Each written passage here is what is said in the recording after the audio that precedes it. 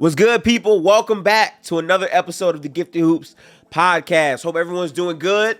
Hope everyone's feeling good. NBA season starts very, very soon. This is Editor Gifted in the building. I want to give a quick disclaimer before we get into this pod. Obviously, this is one of the longer ones. Shout out to my guys, Bryson and Alex. We talk a lot in depth about the Memphis Grizzlies, so there's a lot to get to. I will have chapters and timestamps for you to easily sift through the topics. If you can't watch the entire 2 hours, I get it, but love our conversation. Want to keep it as long and as authentic as possible. A couple things. This was pre-recorded before a lot of the injuries for the Grizzlies happened. That's right. This was recorded before JJJ went through his injury stuff. This was also recorded before the Williams stuff came out as well with his injuries. So that's going to kind of impact where Memphis ranks, obviously. We're not going to have those answers for you. We did get the GG injury at the very least in this podcast. I don't know exactly the outlook of how Memphis is going to look now based on their start, but I still think when they're able to get healthy in the season, you're still going to see how good of a regular season team this team can be. I still probably have them as a top 6 team, regardless. But, you know, it all depends on health in the Western Conference. You cannot start off the season too poor. But I just want to put that quick disclaimer in. Appreciate all you that are watching. Make sure to like, comment, subscribe, all that stuff. Let's get right to the podcast. Peace. Yo, what's good, everybody? Welcome back to another episode of the Gifted Hoops podcast, episode 62. And I'm joined here by one of the OGs when I was first starting out this podcast last year, my Memphis Grizzlies brethren, Alex and Bryson. Say hello to the people and tell them about the great work you do for the Memphis Grizzlies. What's up? Glad to be back here. Glad to be back with Gifted. Always love your pods and love the work you put into this podcast. You know, me and Alex do a podcast over at Bluff City Media called the Next Gen Podcast, which we're going to be starting back up this week. And just all things Memphis Grizzlies, all things basketball, WNBA, everything like that.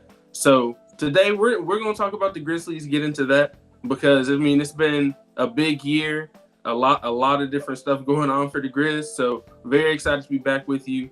After last year. Yeah, I second all Bryson said. It's good to be back. I love the last pod we did. Obviously, like Bryson said, we're finna start our pod back up. Been on a hiatus for a little bit, but season's around the corner, so you know it's time to turn up. Basically, get back into the flow of things. So yeah, this is gonna be good to kind of set the tone for that. So yeah. I'm very excited because it's like, unironically, I've been spending a lot of my offseason looking at all the teams in the West and whatnot. And I got to say, the Memphis Grizzlies are a team that absolutely stands out. I can't wait for our conversation today. It's going to be very fun. But before we get this episode officially started, make sure to tap into their podcast. I'll have a link provided for that in the YouTube side when this officially drops. As far as this podcast, you can catch it on Spotify and Apple Podcasts at Gifted Hoops. And the YouTube version will contain the video version of our conversation as well at Gifted Hoops. Make sure to tap in and subscribe. We on the way up. Appreciate all the support. But without further ado, let's get into it. So last year's pod, a lot of people were low on the Grizzlies, in my opinion, at least, right? We talked about that, the whole Morant thing. He's going to miss all these games, this and that. But I got to be honest, I don't think a lot of people saw the season starting out the way that it did for Memphis to be that bad, to be like that low. Before we get to the beginning of that, though, I do want to start with the foundational pieces that moved before the season had started. First off, the Marcus Smart trade, I got to say this. I said this at the time. When Memphis made the trade for Smart, I said, damn, they lost a good value guard in Tyus who provided good value for them. However, I feel like Marcus Smart was born to be a Memphis Grizzlies player. How did that feel acquiring Marcus Smart? I mean, I was definitely for it. Everybody was saying the Grizzlies definitely had to get more veterans. Like, that was the biggest thing everybody was saying that offseason. And then to go out and get Marcus Smart, who obviously playing for the Celtics has all of the experience you could want in a role like that. But kind of like a lot of people on the team this year, it was really hard to evaluate what he would really be on the team because, like, the team wasn't there. So, like, a lot of the games he played early in the season, Ja wasn't playing because of the suspension. And then when Ja came back for those 9 games, he got hurt during those games. And then then Ja was out for the season. So it was like a lot of the stuff that happened last offseason, I feel like you're almost still waiting to see how it'll work because you don't really know yet. But I still think that Marcus Smart could be very valuable to the Grizzlies as a defender, obviously, and then just as a veteran leader in the locker room. I think that was the number one thing that I will say is that he was very vocal. There's a couple clips that went viral of him last year getting onto the team, and I think that's really just something that they needed in some of those moments. So I'm still cool with Marcus Smart. I know there's been a lot of questions about if he's going to be on the team long term and all that, but I guarantee that he's going to be on the team at least until the trade deadline. We know that. If it doesn't work out, then maybe they try to do something. But I see Marcus Smart as being like a key part of what the Grizzlies are going to do, at least for this season. Yeah, I kind of agree with that. I've kind of been like I don't want to say a poster child, but I've kind of been the poster child in terms of the Smart thing because people have kind of gotten on to me, criticized me a little bit, obviously on Twitter and off Twitter about how I feel about Smart because I like Smart.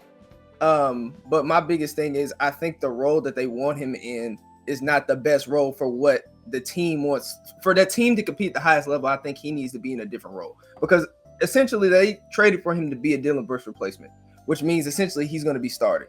I don't think that's necessarily the best role for him because I think you're talking about what John Morant needs the best, like what John Smart need for them to be the best. They both need the same thing, and they're asking Smart to be that, which is basically a shot-making, defending wing, which he can defend, and obviously, but I don't think he's a wing. He's more of a combo guard. And then when we're talking about a shooter, he's not really a great shooter per se. Like he's streaky and he makes shots in the playoffs. But my biggest thing is like when you think about all that, and then on top of it, he's not really a great rebounder. You ask him to be a 3 in today's league where a lot of guys are like 6'8", 6'9". Like I feel like the fit could be very clunky, especially when you talk about Zach Edey's in the fold and he's a 5 that doesn't really shoot the ball. But there is like shout out to my boy Parker Fleming. He had this little.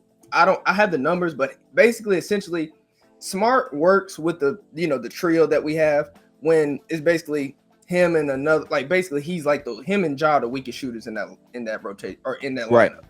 When it's another big that can't shoot the ball, then it's him and Ja. Your offense gets kind of clunky. So that's where my worry becomes because they're going to be elite defensively, but if they start Smart, I think they're going to be kind of middle of the pack offensively, which is kind of the biggest thing that's always held this team back is they can't make shots. So you're asking, especially when your best player is a real paint, like a generational paint presence, you want to give him as much space as possible. So that's always why I've been more, we're going to talk about with Gigi and Vince, I've been more prone to them starting because I think they fit better in that lineup. And that's not saying Smart can't finish games. I think, you can have, whichever game, or how the game goes on, he could finish games. But for me, I feel like he's better off the bench, but I do think they'll start him because they want to see how it works. Like Bryson said, they didn't have a lot of a big sample size last year to see how it's going to work. So they're probably going to start Smart. I wouldn't necessarily be surprised if say like a Vince starts, but like I do think they're going to probably try Smart first because they want to see, like they gave up 2 firsts for him essentially. Like they want to see how it works. But he's going to be part of the rotation, obviously, like regardless he's starting or not. But I just think it's about the role. I think his role is best as like I don't want to say Andre Iguodala, but like how Iggy basically started to come off the bench for Golden State, and that basically changed how their team was, and he finished games. I think he could be that for this team, and I think that would be the best role for this team, but I don't know if they're going to do that necessarily right away. So, but I do think he's going to be an impactful player, no doubt about it. Like he makes winning plays, so he's going to help this team a lot. I wanted to start out with this because I feel like Marcus Smart was kind of forgotten about based off how the season went. First off, it had to be like a record amount of injuries and different rotational players from Memphis last year. I've never seen anything like it where literally all of your best players are not playing, where it's like you can't even acquire more players that are two-way players from the G League. It was that many players in and out and that many different rotational pieces. And then after Ja got back, it's like, okay, they're on a winning streak. They're still very, very down, but maybe there's a chance. And then Ja goes down. And then it's like, okay, well, this has to be a transition year for the Grizzlies, right? But I like your point. Marcus Smart to me, and I said this, right? I said Marcus Smart is going to provide veteran leadership for this team. I felt like the years he spent in Boston playing competitive basketball at the highest level against really good teams is something Memphis needed. Now, offensively, to me, there are moments for Smart where he can make not the best rational decisions. I think that's true. However, as a table setter and playmaker, I think he does provide a different punch that Memphis hasn't had outside of Tyus Jones. But the biggest value to me, again, was his defense. And in my opinion, the reason why Memphis was the team that they were is they were a defensive first minded team. I looked up these numbers. Back in 2022, Memphis was top 5 in offense and defense, and that's with their shooting still not being the greatest every now and then. And a lot of that is because of their force on the glass to control possessions on offense and defense. And I feel like Smart, with his defensive versatility paired with JJJ, who literally also is a DPOY, could provide a lot of value. But I'm actually with you. I think Marcus Smart coming off the bench makes so much sense because you get a defensive tilt coming in when Ja's out. And I think that makes such a big difference because people who want to be nasty and say, oh yeah, the Grizzlies, they're better without Ja. Well, a reason why they might look good in those moments is because they leaned on their defense a lot heavier. So Marcus Smart in those lineups is another approach to that same mindset. Also, I feel like with the length and size that you guys have to replicate a lot of those things, it just, really reads to his value where he can play make for bigs and play make for more athletic guys who are coming off the bench. And as a veteran leader, I just trust him more in that role than I would potentially a Dillon Brooks in those same types of overall lineups, which that does take us to the other thing. Dillon Brooks' era in Memphis is officially over. He joined the Houston Rockets. We didn't get a chance to fully dive into how a full season without Dillon felt like. I'm curious about your guys' thoughts on that. I think because of how many injuries there were, it didn't really, you didn't feel that effect as much just because you had the effect of no Ja, no Bane for a lot of the season as well. So it kind of felt like all of that kind of compounded. But when it came to Dillon, I always, last offseason, it was never that I thought Dillon Brooks was a bad player. I just didn't think the Grizzlies can't pay him $90 million. That's basically what the Rockets did. Grizzlies simply could not do that when you have to pay Desmond Bane, who just had his max deal. Jaren is already on his max contract. Ja's on his max contract. At some point, you got to make a decision. And they decided to go with Bane and, spread that money around elsewhere. You know what I mean? So I think that was the correct decision. I mean, obviously, Dillon Brooks had his moments when he came back to Memphis and he hit the big shot for the Rockets. And, I think it would have felt a little bit different, like I said, if the whole team was playing. So it was kind of just Jaren and some G League guys that he was going against. So it didn't really hit the same as maybe it would have if the whole team was there. But I mean, I'm sure that was a big thing for him and everything like that. I think he had a solid season for the Rockets, at least at the beginning of the season. But I still think that with the emergence of Vince Williams and the emergence of G.G. Jackson, they're not going to be feeling the effects of no Dillon Brooks as much next season. Yeah, I kind of agree. I mean, I was always big on for it to be over, the era, because again, I felt like he's an impactful player. I mean, obviously he's not the same as him and Smart. They're kind of not similar. They take irrational decisions, but they do impact winning. Obviously, Smart doesn't take as many shots as him in terms of the shot attempts or shot, selection. But yeah, I mean, I was fine with it. I was cool with losing Dillon. I was look, my biggest thing was basically addition by subtraction. That was kind of my mindset. You lose Dillon because we saw it in 21-22 when basically he was out most of that season. They won 56 games and they just basically was the trio and Steven Adams and Zaire Williams, and they were rolling teams. And that was with Zaire being a league average shooter, which is why I was so hopeful for okay, now you're adding the trio who are better now. And now they have, Gigi and Vince. So that was my mindset. Well, not at the time, but even then my mindset, you had Zaire and Roddy, but my mindset was basically, look, the person that now is in that role is going to fit better. And obviously we didn't get to see it because those guys, the young players that we had didn't necessarily take advantage of that opportunity. And on top of that, we were just hurt already before the season even started. Obviously, Josh suspended. BC was still out with the Achilles. Adams had that knee surgery right after the preseason was over. So, you didn't really get to see it. And really, like Bryce said, didn't really to feel the effects of it because you had so much else going on. But I think now with the GG and Vince stuff, and obviously Smart being healthy too, I think you're not really gonna really think about it that much. I think people are kind of moved on from it. I mean, obviously certain fans will miss Dillon Brooks. I think more fans were stuck on, obviously we'll get to it, the Steven Adams stuff more than the Dillon Brooks stuff at that time, because of just what he brought. Or just like, it was just a glaring hole that they had all last season, even when they were hurt and even when they were healthy for those 10 games. So I think that's, I think it's, it is what it is. He did good things here, but hey, like, you can't get stuck to role players. You got to understand there's only like 3 or 4 core guys that you'll keep for like a whole run. So, it is what it is, and then you just got to kind of find a replacement. So I think they've done, they're in a decent spot so far. Now, could it improve? Yes, but they're in a better spot than last year. Where they were last year versus this year, they're in a way better spot at that position. Yeah, and I'll say, sure. Just to finish, the thing about the Dillon Brooks thing, like you said, they're in a better spot, and I really think it's just because of Vince Williams. Just because I think with Vince, you don't lose the defense stuff. Like, I mean, obviously you can argue who's a better defender, whatever. I mean, Dillon is a little bit bigger, so he could guard guys that, probably guard 4s a little bit better than Vince Williams can. But Vince, as a defender, is going to be taking the best guy probably on a nightly basis between him and Marcus Smart. And that's why I think having both of them trying to replicate what Dillon was, I think that's going to be better this year. Because going into last year, people didn't even really know if Vince was going to play.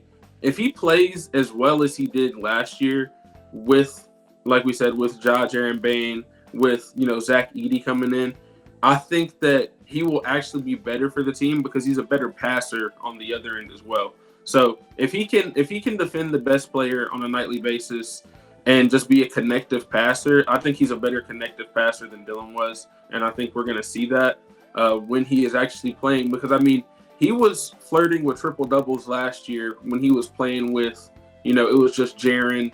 And like we said earlier, it was Jaren, GG, and then a lot of guys that are probably in the G League or at the very end of somebody's bench this season. Yeah, I was going to say this, right? I think Vince is kind of slept on in the perspective that I feel like a lot of Memphis fans focus on GG because obviously he had like a very eye-popping season. But I think Vince, to me, is the real key to Memphis being great next season. Because, again, for a player to go from 30% from the field, 14% from 3 on 1.9 attempts to 37.8% on 4 attempts a game. 4 attempts in your second stint is huge. And I feel like with Ja Morant creating higher shot quality for Vince to get him better looks and more looks, that volume could even go up more. And on top of that, for him to be good defensively. Like we saw that the entire season for him. So I think he's a very important piece. I do want to note before we get into the other big losses for Memphis, what hurts me the most is, I think we said this in the podcast too, right? A lot of my rationale for this team still being good last year before we saw all of the injuries is I thought that Zaire Williams was going to make a leap with more opportunity. And we just never really saw that come to fruition. He's another player that hypothetically, if he was able to really work out as a wing who could shoot and play defense, that would be your ideal Brooks replacement to me. But it just never panned out. And that sucks because to me, that's the most ideal fit. That goes back to the point of why, as good as Smart is, you don't want to have these small guard lineups as much for Memphis, which kind of hurts the overall lineup portability. But that hurt me the most. Seeing Zaire not be able to be the player that I thought he could be for Memphis kind of sucks. Yeah, and I think that's the thing, right? Because we were talking about it. I remember us talking about it on a podcast, and we talked about it on our podcast. Like, Zaire and Roddy had ample opportunity to take advantage of that starting spot. Because if they play well enough to where Ja got back, you could have had a conversation where, oh, do we need to put Smart on the bench? Because that was kind of the biggest thing, and they just never took advantage. And then that kind of what happened when Vince got into the fold. Obviously, injuries kind of helped that out. Because Vince started with the trio, because Smart wasn't back by the time I think Ja got back early on. So it was Ja, Bane, Smart, or not Ja, Bane, Smart, Ja, Bane, Vince, Jaren, and I think Bismack was starting for a little bit. And I think that lineup, that was a different version of Vince too. Like Vince people don't understand how much Vince grew during the season. Same with Gigi, but really Vince went from basically being a catch and shoot guy to start to where what Bryson was talking about, where basically he just started to get like, playmaking opportunity. That's what I'm saying. He has some juice. Yeah. Yeah. And so people don't understand, like, we'll talk about it a little bit later, but I really do think now, especially with the Gigi stuff that just happened with his foot, he's going to be like, I think the biggest player outside of him, and I probably say him and Zach Edey probably the most important players for this team early on, especially Vince. I really do think Vince is going to be like the most important player on this team because he's going to have to play like every role imaginable for this team for them to be good. So, not really good, but to be as good as they want to be. They'll be good regardless with relative health, but like he's going to have a bigger part. So definitely, it worked out how it's supposed to work out. Like I said, like that's what the season was for. Obviously, it didn't go as you expected to, but these little things help in the long term. Like, obviously, those are the bright spots of the season. So, obviously, it sucks that Zaire didn't work out, but I mean, that was the thing that they said that at the time. I remember Zach Kleiman said it draft night that this was a risk. It was a high upside swing. Yeah. And that's why I don't really criticize, as a guy that criticizes the front office, I don't really criticize him for that because that was always the thing they said that couldn't work out. So it happens. It's part of the NBA. You know what I mean? But that's you have to pivot essentially. So, and they have. Yeah, no, and with the whole Zaire thing, like you said, it definitely was an upside swing at the time, and I think kind of everybody agreed with that. And he had his flashes, like even last season when he was healthy, he had a couple games where you're like, okay, we see how you could be a good player. It's just not consistent, and it's like, if he does have that big game one night and you want him to kind of like capitalize on that, see if he can string a couple together, and he just never really did. And then on top of that, it was also his injuries as well that became a big issue because, I mean, he was injured last offseason already, came back, and he just had like a lot of fluky kind of injuries. And then the last time he got hurt, it was kind of, I think me and Alex both have talked about it, that it kind of felt like that might be the last time we see Zaire in a Grizzlies jersey because it was pretty close to the end of the season. I think there were like 2-3 weeks left. He got hurt in that game and he left the game, and we were kind of like, that might be the last time we see him in a Grizzlies jersey. And it was pretty clear. It was pretty clear that they were ready to move on from him. Like, that was like one of the worst kept secrets in the offseason, was that the Grizzlies were trying to see if they could get anything at all back for Zaire from somewhere. And then, on Brooklyn, I think he might have some kind of a role, but Brooklyn is going to be not good. Like, they're going to be bad this year. They want Cooper Flag.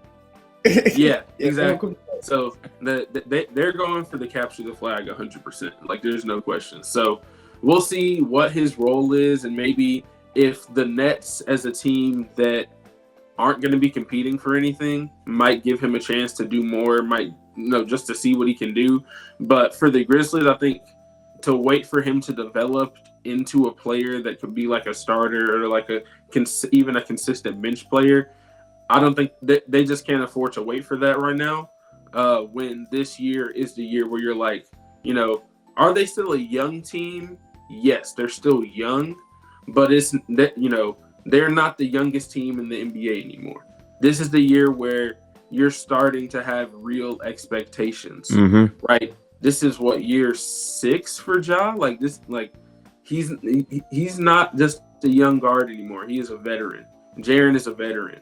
Bane is in year 5. So it's like these guys are now supposed to be hitting that time where they're supposed to be competing for championships and stuff like that. And I think having Vince and having Gigi already on the roster, and then even having a guy like Jake, who, even though he's had his issues as well, I think he has been at least somewhat, like when he's healthy, he's been better. So it's one of those things where I think they just decided to go ahead and move on, and I'm fine with it, especially with the guys that they do have replacing him. Yeah, I 100% agree with that. It was unfortunate that Zaire didn't work out, but as much as his upside could have been there, I think he wasn't the biggest loss outside of them. Adams, for me, by far, hurt me the most. And I got to say this because Adams in 2022 changed everything for the way Memphis played basketball. I have these numbers here, guys. In 2022, the Memphis Grizzlies were plus 8.6 when he was on the floor. That's the 92nd percentile in the entire NBA in terms of overall efficiency differential. They had 118.9 points per possession when he was on the floor. That's 92nd percentile. But here's the kicker. Their offensive rebounding percentage in the league, 36.1%. That's the 99th percentile. Steven Adams just did so many fundamental good things that a lot of people didn't talk about. The big body screens he would set for Ja so he could catch good angles to the basket to create more opportunities, and the way he rebounded the ball just provided so much value. I think he was a big part of why Memphis was top 4 in offense and defense during that season. So losing him hurts, but what makes it interesting is people do have to remember he caught a bad injury that kept him out for a long time, and he's also getting older. So you have to pivot at some points, and I understand having to basically lose him.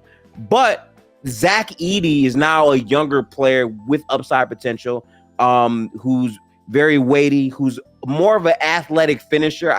I think he's a more skilled offensive player than Adams.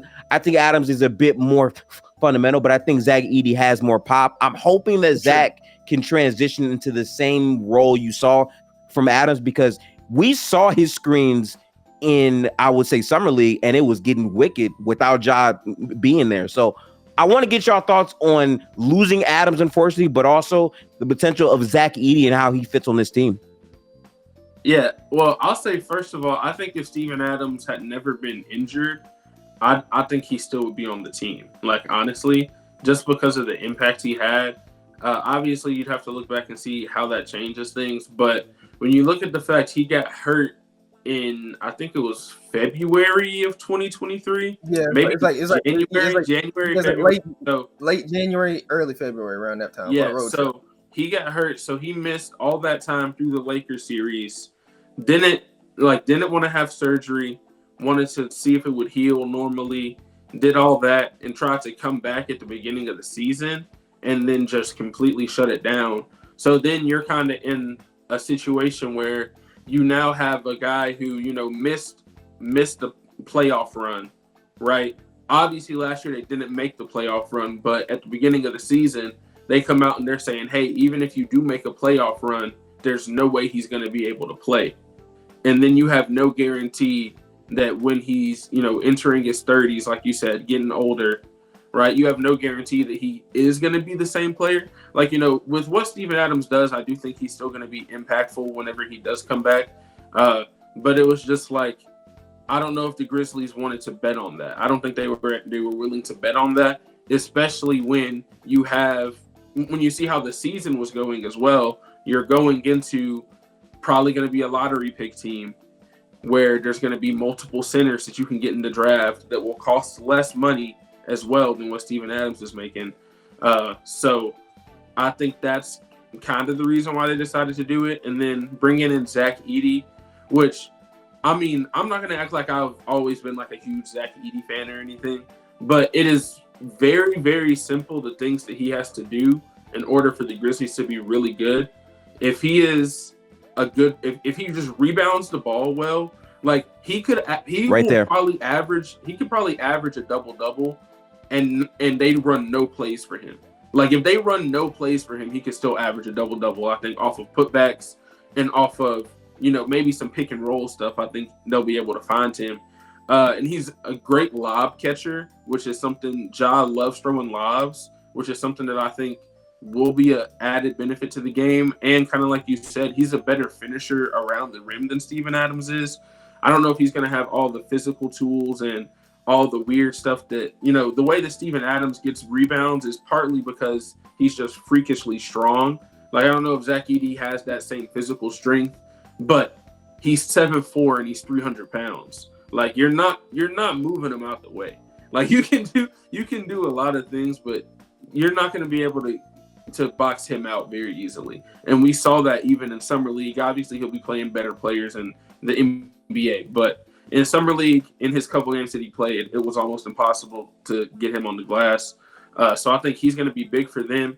And then, like, the only thing that I know, like, he's not going to come out and average like 20 points a game or whatever, or be as dominant as he was in college, obviously. But I do think that on offense, he's going to be better. And then he's a better defender than I think people give him credit for. Because when he was at Purdue, his coaches were kind of on him about staying out of foul trouble, don't go for as many blocks, stuff like that, which obviously you want him to stay out of foul trouble, everything, but the Grizzlies are going to allow him to be a little bit more aggressive going for blocks to where I can see him averaging a couple blocks a game just very, very early on just because he's 7'4". I mean, it's he doesn't have to do much to be very impactful for the team. And then the other thing is it's going to continue to unlock Jaren, because one of the reasons why the Grizzlies were a top 5 defense that year is because Jaren was playing power forward and he was able to roam around because he knew he had Steven Adams down there and he was going to get the rebound. He was going to do whatever, and he can be more aggressive. And then you also force, like, the center has to guard Edey. You're going to have a smaller, probably forward, which the power forward position in the NBA is really just bigger, small forward at this point. It's really not really, like, power forward is like a weird position. But I think Jaren is going to have a lot of mismatches in that, because there's not like a traditional power forward. Like, there's not a lot of traditional power forwards in the league anymore. And I think that's going to open up a lot for Jaren when he's not having to do as much, and he's not having to play center, because as much as a lot of people like think he's a center, he's really more of a power forward. Absolutely. He just plays so much better when he's at the 4. Yeah, I agree. To start with the Adams thing, I mean, again, I don't want to say I was ahead of the curve, but I remember talking about it when the season was going on after he got hurt, like during obviously this past season, because there was, certain people that was like, oh, they're just going to bring him back. And I'm just like, no, like, there's no way. I just thought there was no way they were going to bring him back after he had the knee surgery, because there's a few things people don't realize. Like Bryson said, it was a key thing. He didn't want to get surgery at first. Pretty sure the Grizzlies wanted him to get surgery first to go ahead and get it, but he wanted to wait. And I knew I had a bad feeling about that injury when it was before the season, and there was an interview with Taylor Jenkins, and Taylor Jenkins said he should be ready by camp. Should be. It's been like, when I heard that, yeah. Mm-hmm. I was like, no, this is something's going on. Like, that knee's probably worse term, cooked. Like, it was bad. And so for me, I always felt like already I had questions about Adams, because people forget that while Adams was impactful in the regular season, people have to remember that he did get played off the floor in the playoffs that last time that he was out there. So you're asking, so my biggest thing was that was like, you're paying him as a starter. He's already hurt. And then on top of that, his value, while gifted, while you did give out the numbers of he was such a great rebounder, I think a lot of that was because, or has been because, this team has always been so heavily reliant on second chance points and transition points, because they've never been a league average shooting team, which has been my biggest criticism of this team, because you have Ja Morant as your best player, and with a guy like him, you need to build with size. You need guys that have size, shot making, and athleticism. Like, that's what you need. And now they've done a better job of getting that, but they still need that. And so I think it's always been a big thing. That's why they've been so reliant on that stuff.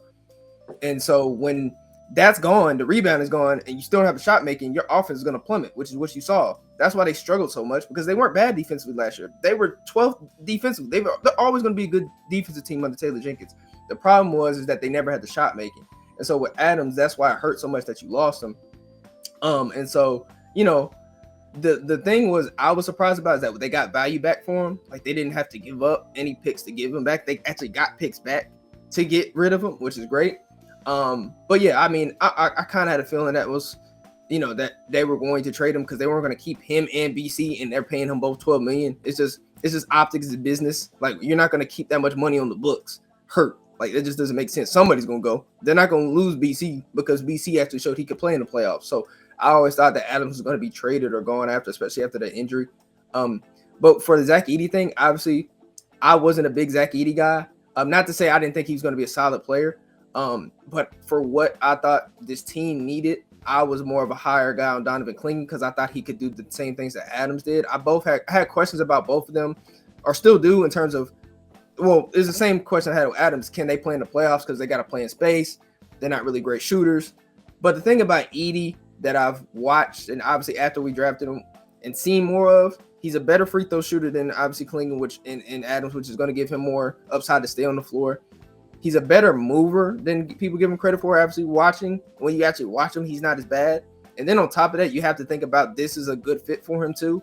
In terms of like we've seen Jaren Jackson play next to like Jonas Valanciunas and Steven Adams, who've been slow foot bigs, not slow foot bigs, but slower bigs. Then they've been a top defense. So now you're talking about Edey, who's younger than those guys and probably can move a little bit better than both of those guys. Like I think he's going to be fine.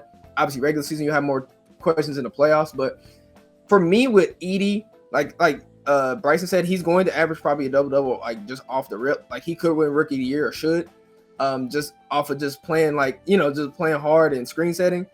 But I think the biggest thing for me that I want to see is him still guarding space, because obviously I am higher on him being able to do that, but I have to see it still. He hasn't played an NBA game, and the biggest thing for me is processing, and especially in the playmaking game and really in the short roll. And so for me, because we saw again, and players have said this, coaches have said this, it's all about getting two on the ball and then being able to make decisions out of that. So there's going to be a lot of times, and Ja Morant is going to demand two on the ball. We saw that in the playoffs in the regular season. So when that happens, Edey's probably going to be setting that screen. So that means Ja's going to be hitting him. He's going to be in the middle of the floor. And he's going to have to make a short roll read like Draymond is, whether it's going to be a short roll to the corner dunker spot, or he's going to have to go to the rim and score. He's going to have to be able to process that. And I think that's a big thing where he's not a bad playmaker, but I don't think he's as natural of a feel as like a Klingon or even an Adams in that regards. But I think he can improve. But I think that's the biggest thing for me, because I think we'll get to it. I think this is the most shot making they've had in their whole roster when it comes to Ja Morant. In terms of hypothetically, if everybody's healthy, this is the best talent of shot making that they've had. So now that's going to not only give him more space, but give Edey more space to really work in those screen scenarios or even in single post ups. And if they can't help, and they're going to have to essentially pick their poison. So I think Edey is going to really fit well. I think Jaren's been kind of hyping him up in the last couple of interviews he's talked about. Like he's done stuff. I've been seeing that, yeah.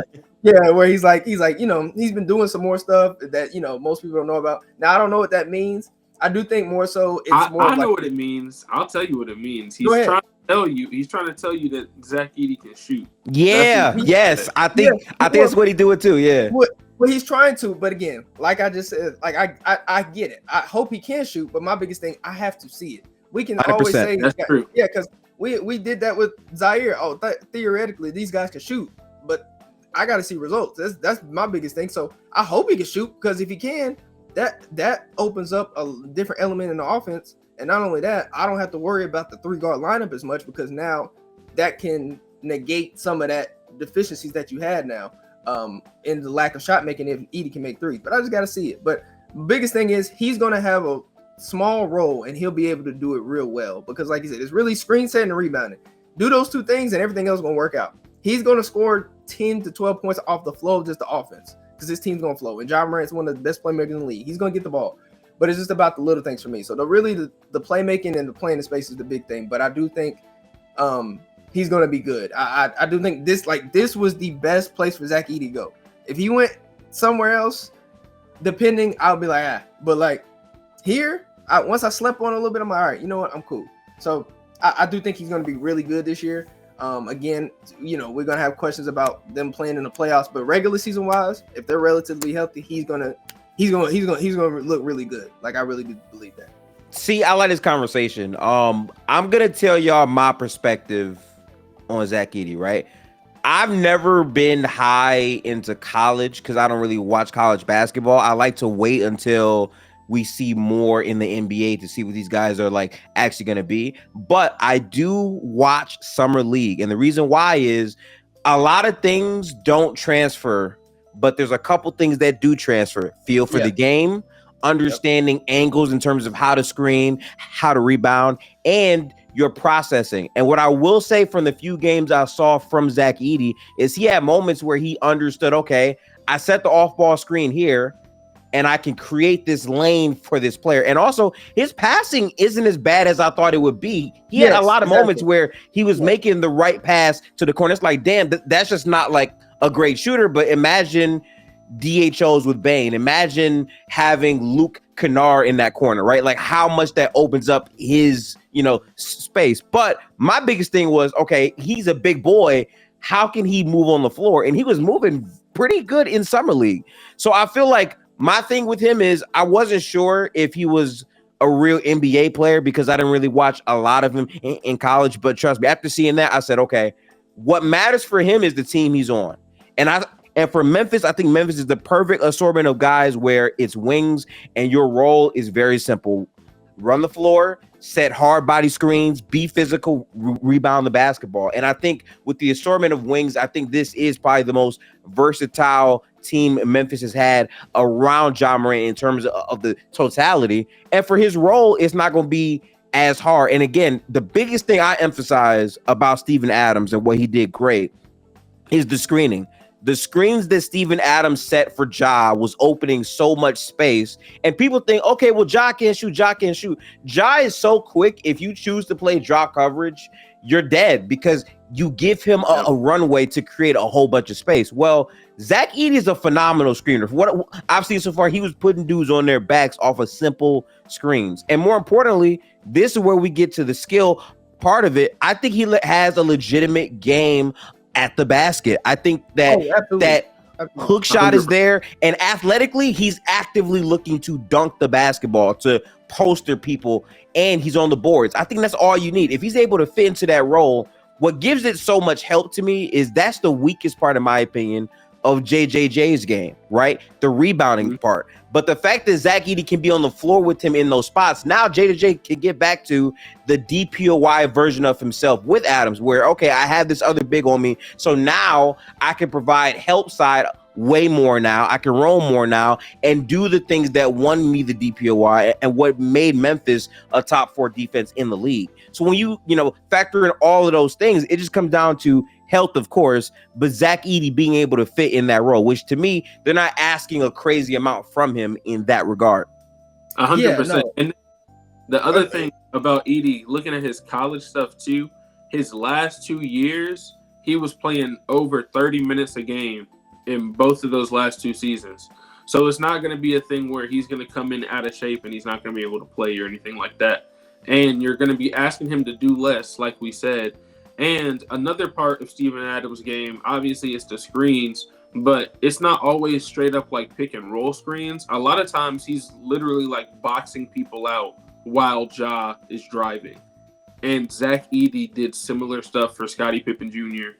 and for Jake LaBelle, stuff like those that. Those Gortat screens, yep. Mm-hmm. Yep, all that, the Gortat screens, yeah. So all of that kind of stuff that he does is, I think Edey can do that as well. And I think it's going to, because I think we did miss that a little bit last year. Obviously, Ja didn't play that many games, but I do think, trying to stay in front of Ja Morant in the first place is difficult, but then you have a 7'4", 300-pound dude that you have to go around to keep up with him too.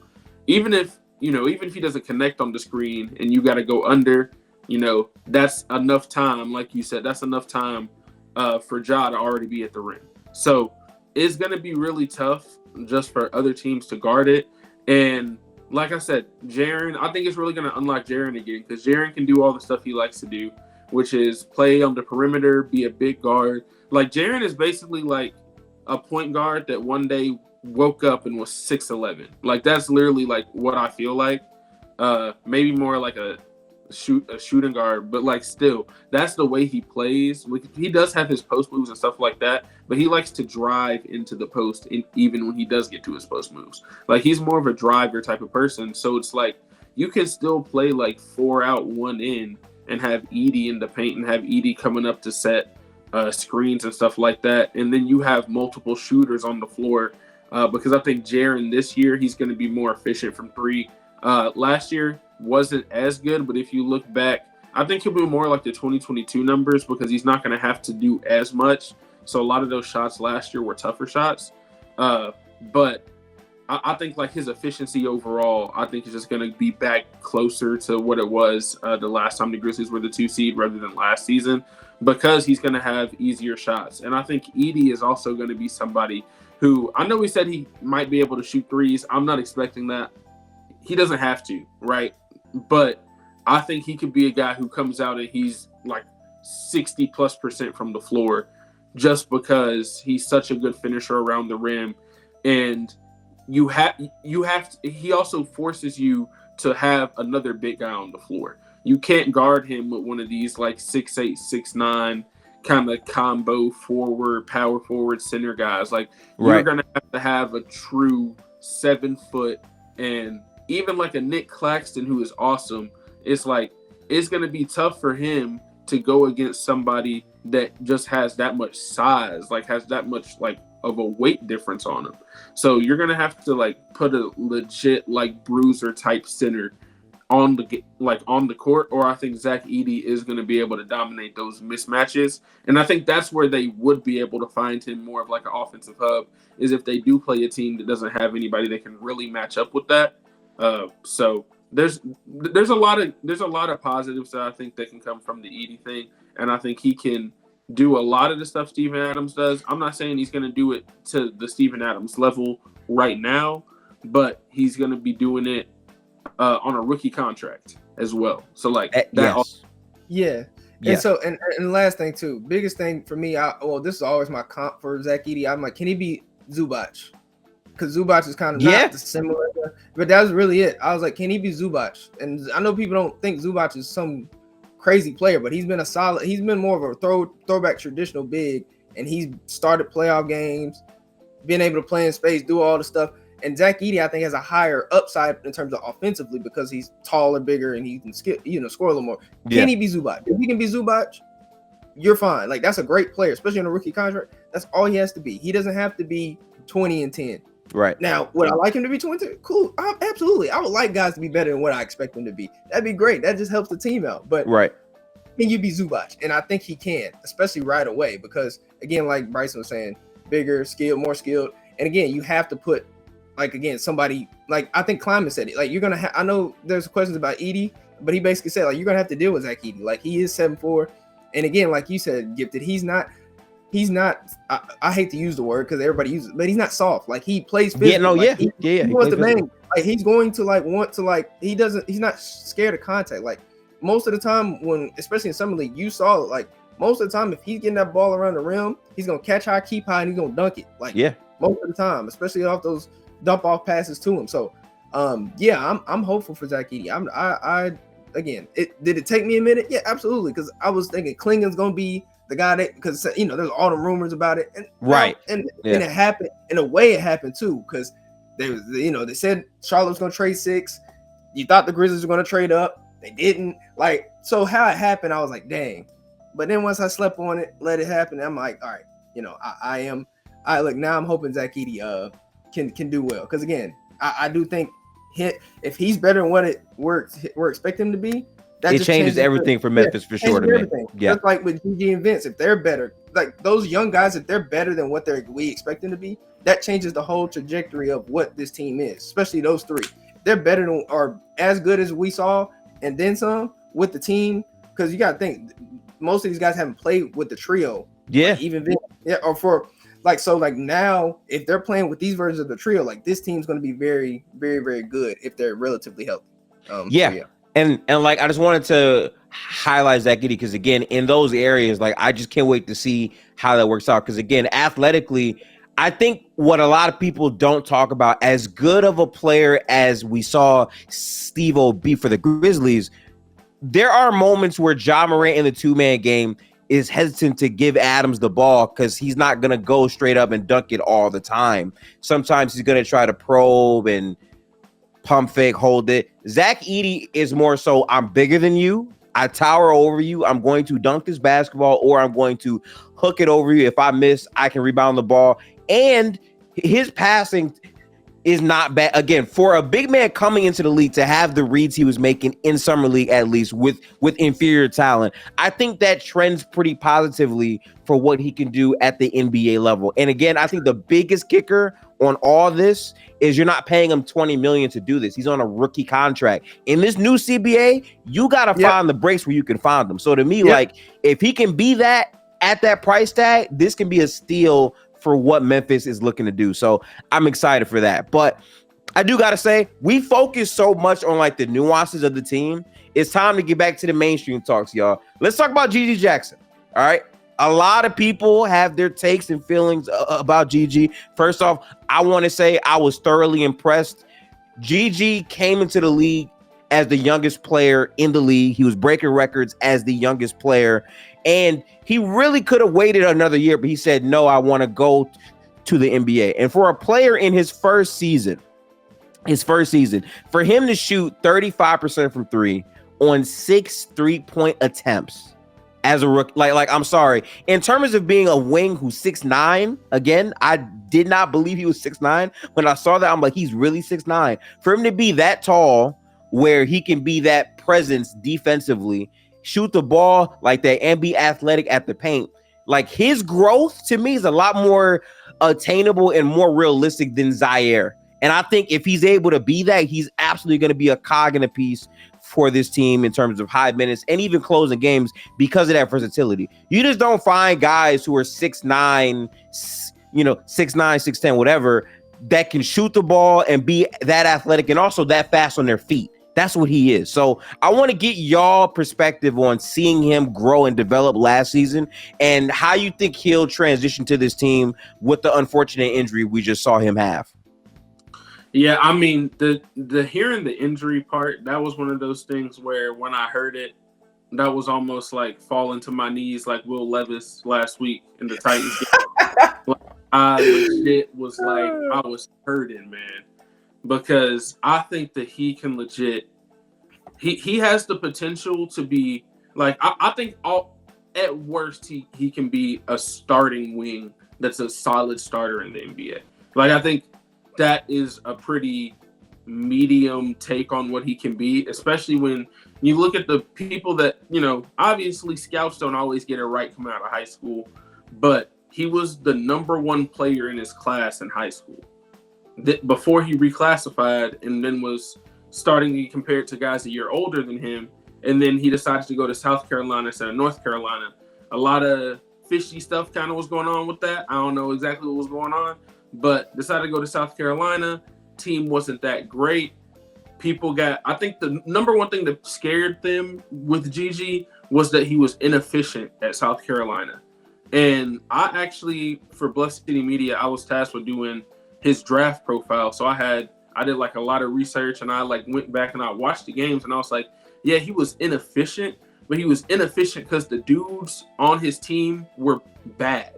Like, they were just not good. Like, there was a lot of times where it was almost like they were throwing him grenades at the end of the shot clock. And, like, you got to figure it out. And the fact that he was still averaging 17 points a game, when he started SEC play as a newly 18-year-old. Like, he was 17 when the season started. So, it is like he's already a year younger. Plus, he's in the COVID year era where he's 17, just turning 18, playing against guys that are like 23 on a nightly basis because you got guys that have been taking extra years. So it's like all of that going into his development. I think people overlooked like that part of it because there's always context and stuff like that. And I think sometimes people get too caught up with just looking at the numbers, which I'm a numbers guy too. I love the numbers, but you got to have the context that goes with it. And I think when you look at the context of he was a top recruit, his team wasn't as good as South Carolina.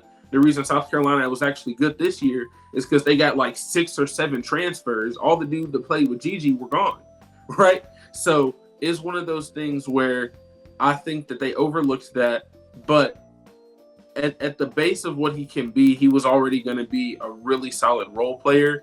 I think his ceiling, especially if he can, I mean, he could be a top 30 player, I think. Like, I'm just throwing a number out there, but he has like the potential to where he could possibly be an all-star one day. Like, he's still 19 years old, and the way that he played this year, like, it's really hard to really say what his ceiling is because of how young he is. So I think that his career could go a lot of different directions, but for him to start like with this team and to be playing with Ja, playing with Jaren, where he doesn't have to have the pressure to be the guy from day one, I think that's going to be a lot better for him than if he had, because I 100% think that if he had never reclassified and gone to North Carolina last season, he probably He'd would be a have higher pick, probably. Yeah. he probably would have been top 5 in this draft class. This was draft class a lot of people were saying it's weak. I mean, he averaged 17 at South Carolina at 17 years old, right? Let's say he's another year older, playing on a better team that's having the national recognition that North Carolina does. I mean, he at least would have been a top 10 pick, if not top 5. So I legitimately think that when, like, even going into this season, I would have been fine if they had traded this lottery pick, because it's almost like we got a lottery pick in this draft last season in the second round. Like, that's really what it feels like to me. Yeah. And listen, I apologize in advance. Might be a little long-winded because I am hot. Listen, I was high on Gigi already. I thought he was going to be good. But once I saw him actually play, like, I already knew he was going to be talented. But again, he needed the situation, he needed to be good, because he was young, people didn't expect him to play right away. But once he actually got to play and I saw what he was doing, then I saw what he did the whole season. I am probably the biggest Gigi. Well, I'm gonna say the biggest. Shout out to Kim, shout out to my boy Kim.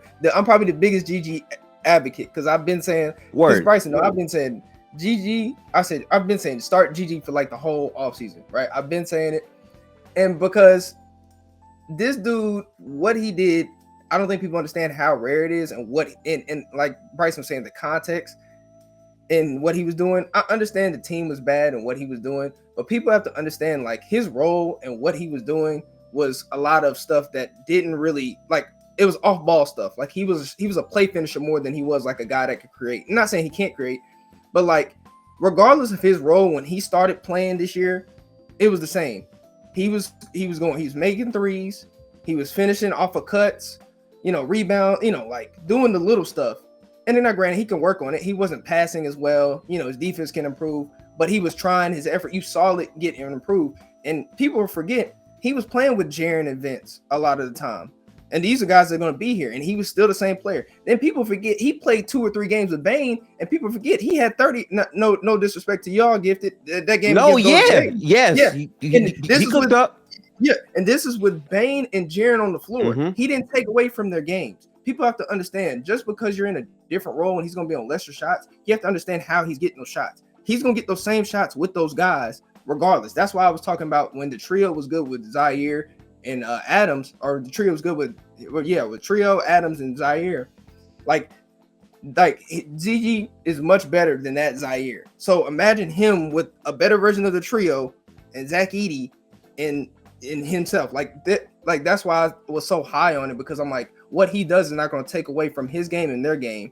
And then on top of that, when we look at this roster, he's the only combo forward type of guy, which is why I think the injury hurts, because now you're going to be significantly smaller in the lineups, which is why I said Vince is going to be a bigger part of that, because I think they're now going to try to play Vince at forward. Like basically Vince Williams is going to be our Josh Hart in a sense. Like he's going to play like 2 through like 4, and Vince can do it because he can rebound well. But point being is he's going to have to take some of those minutes that Gigi was going to have, because I felt like Gigi, even if he didn't start, was going to play a lot of minutes, because people don't understand like his role is going to be a lot easier than like you said, Gifted. He averaged basically 15 points, and he wasn't the greatest. Like his efficiency wasn't great, but like now imagine those shots being a lot more wide open now. And now he didn't get to play one single game with John Morant, and John Morant made Zaire Williams look like a rotation player. He will improve the shot quality for him for sure. Yeah, exactly. So imagine we saw what Zaire will look like with John Morant. Now imagine Gigi Jackson. So for me with Gigi Jackson, I said it before, and shout out to Jaren, because I tweeted it and Jaren saw it. Well, he retweeted and unretweeted, but he liked it. Basically, it was Gigi had an interview talking, I think it was Lou Williams, Chandler Parsons, I think I forgot, but basically on that FanDuel thing, right? And they were asking him, how does he fit in with the trio when they're all back? And basically what he said was, I had to pull it up on Twitter, but basically he said, I can fit in like I can fill an MPJ role for them, which is what I always said. I said he could be the MPJ and Aaron Gordon for this group. I'm not saying he's going to be some superstar. I'd love for him to be great, but if he can just be that for this group, that's going to change this group tremendously, because for me, defensively, they're always going to be good. I think they need an offensive guy. Not to say they need, him just straight offense and don't play defense, but my point being is they need more offensive juice, because I think that's what holds them back in the playoff. And a guy like him, if he could be like the MPJ for this group, which I think he will be, healthy and as he continues to grow in this unit, it's going to be scary.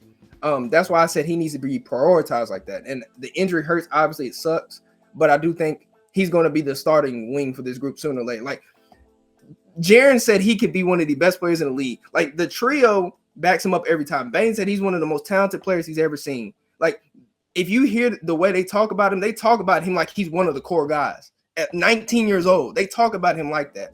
And he hasn't even scratched the surface of what he could be. They talk about him like that. And that matters to me because when your best players talk about somebody like that and want him to get all the reps, like that means they're like, look, we want him to be a part of this. And so I think sooner or later it's gonna show. Like that's why I was so disappointed by the injury because I felt like he was gonna show to the point where it's gonna make it hard. Yeah, man. Where it's gonna be like, dang, we really gonna have to start him. Like you couldn't just play him like 18 minutes a night. Like, I think he was going to show that type of potential in this role. And I still think he will.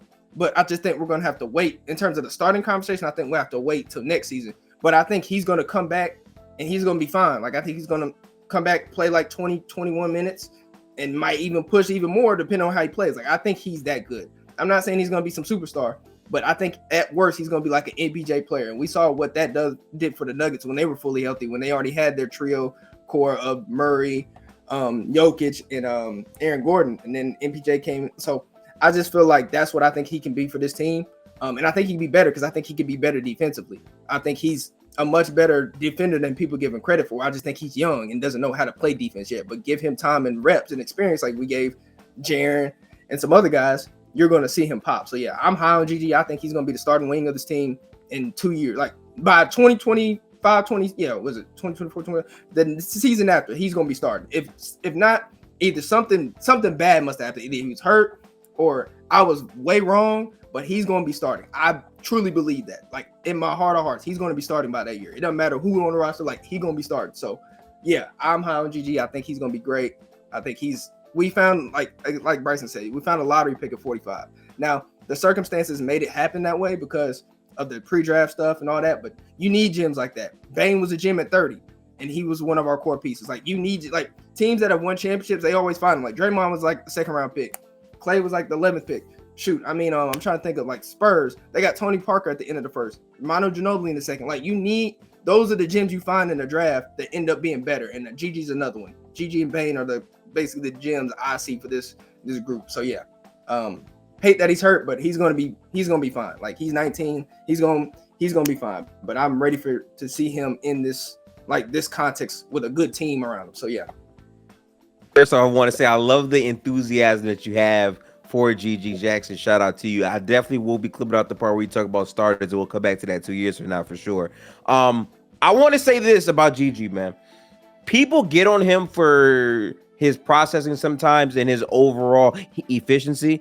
Imagine being a rookie player where you're playing in lineups where the best or even second best player or even third best players are all not playing, and he's in lineups where they're giving him the ball to actually operate sometimes in the pick and roll to create as a rookie, where it's like your main role that you're used to is primarily play finishing and getting those, shots up. Now, my point is for a rookie to come in that type of role and have a 55% true shooting, people have to understand that efficiency for a rookie is not normal. It's not normal for you to be breaking records where you're the youngest player since Kobe, LeBron, whatever, to be putting up certain stat lines. And my whole point is the way that he did it, like you said, Alex, it translates perfectly because I want to remind people in 2022, the shot quality for Memphis was top 4 in the league.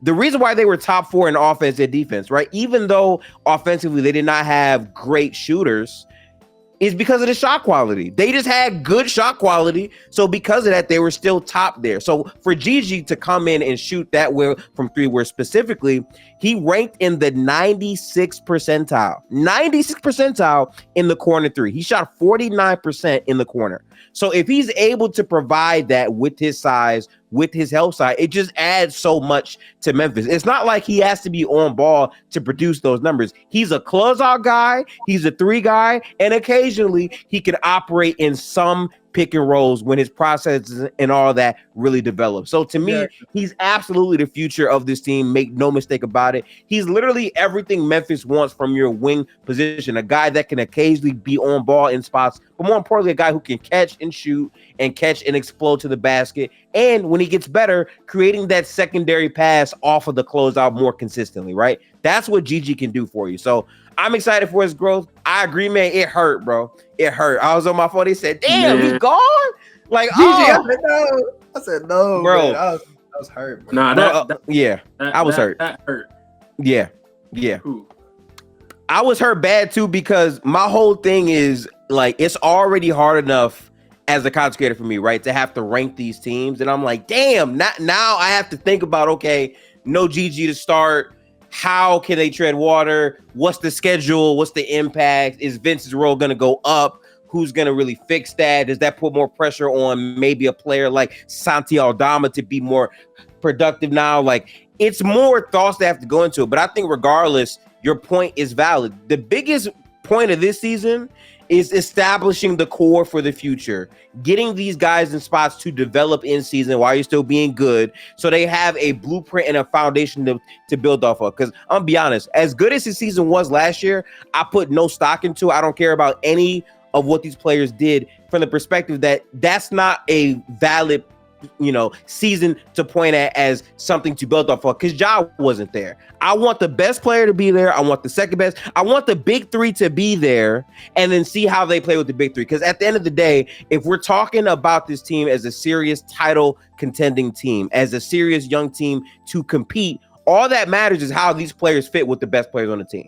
And I feel like last year was not a fair, honest example of that. So I'm giving them a lot of grace because of that.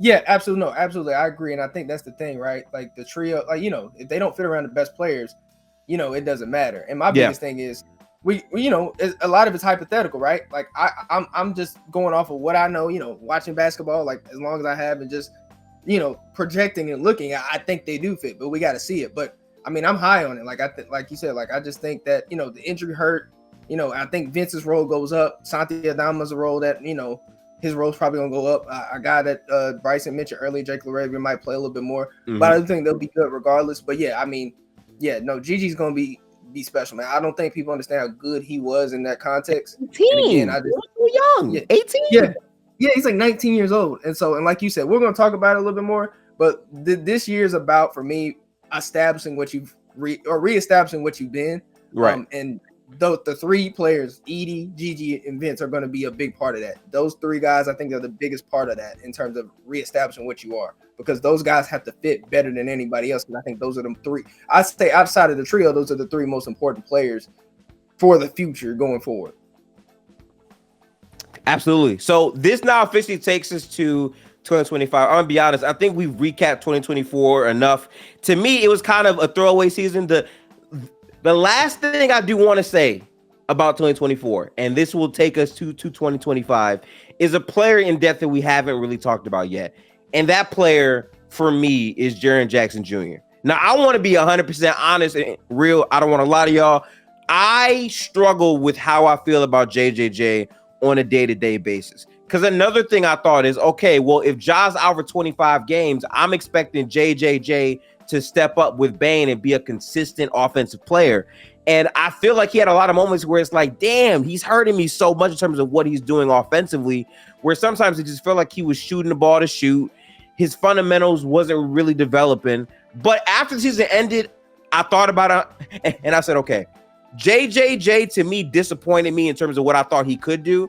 But I think he needed to have a rough season like that without help around him to work on his development even more. I think you need times and moments like that. And I do feel like he's coming back this year with a different level of overall aggression. This might be his most efficient season yet coming up. But I want to get your thoughts about JJJ's season, some positive things that you think can translate into 2025 and more. But that's just my perspective on him. Yeah, so the thing with Jaren is that obviously the season didn't go the way that anybody wanted it to. And if you look at the numbers, like, he was less efficient. He scored more points, like he was scoring more, but he was a little bit less efficient than he has been in the past. And that's just because they were asking him to do a lot of things that they hadn't asked him to do in general. And if you look at it, he was up to I think he was taking like 18 shots a game last year. Like he was getting. So it's like he was legit number one option level. Like, and then when you think about on a nightly basis on offense, he should be the third option at best, with Ja and Bane being the main offensive options. Like, he should be more of a third option kind of guy. The last time that he was that third option, he shot over 50% from the field, and he shot, I think, 35% from three. So, like, right around the when you look at like all the stuff that he was being forced to do, he's being forced to do stuff he'd never been asked to do before. Like, there were times last season where he was bringing the ball up the court. Like, he was bringing the ball up the court. I seen it. At 7 foot tall. So it's like, you're not going to see him doing like that kind of stuff. But I do agree. I think that it is going to let him, like, he developed a little more like the handles and being able to create on his own.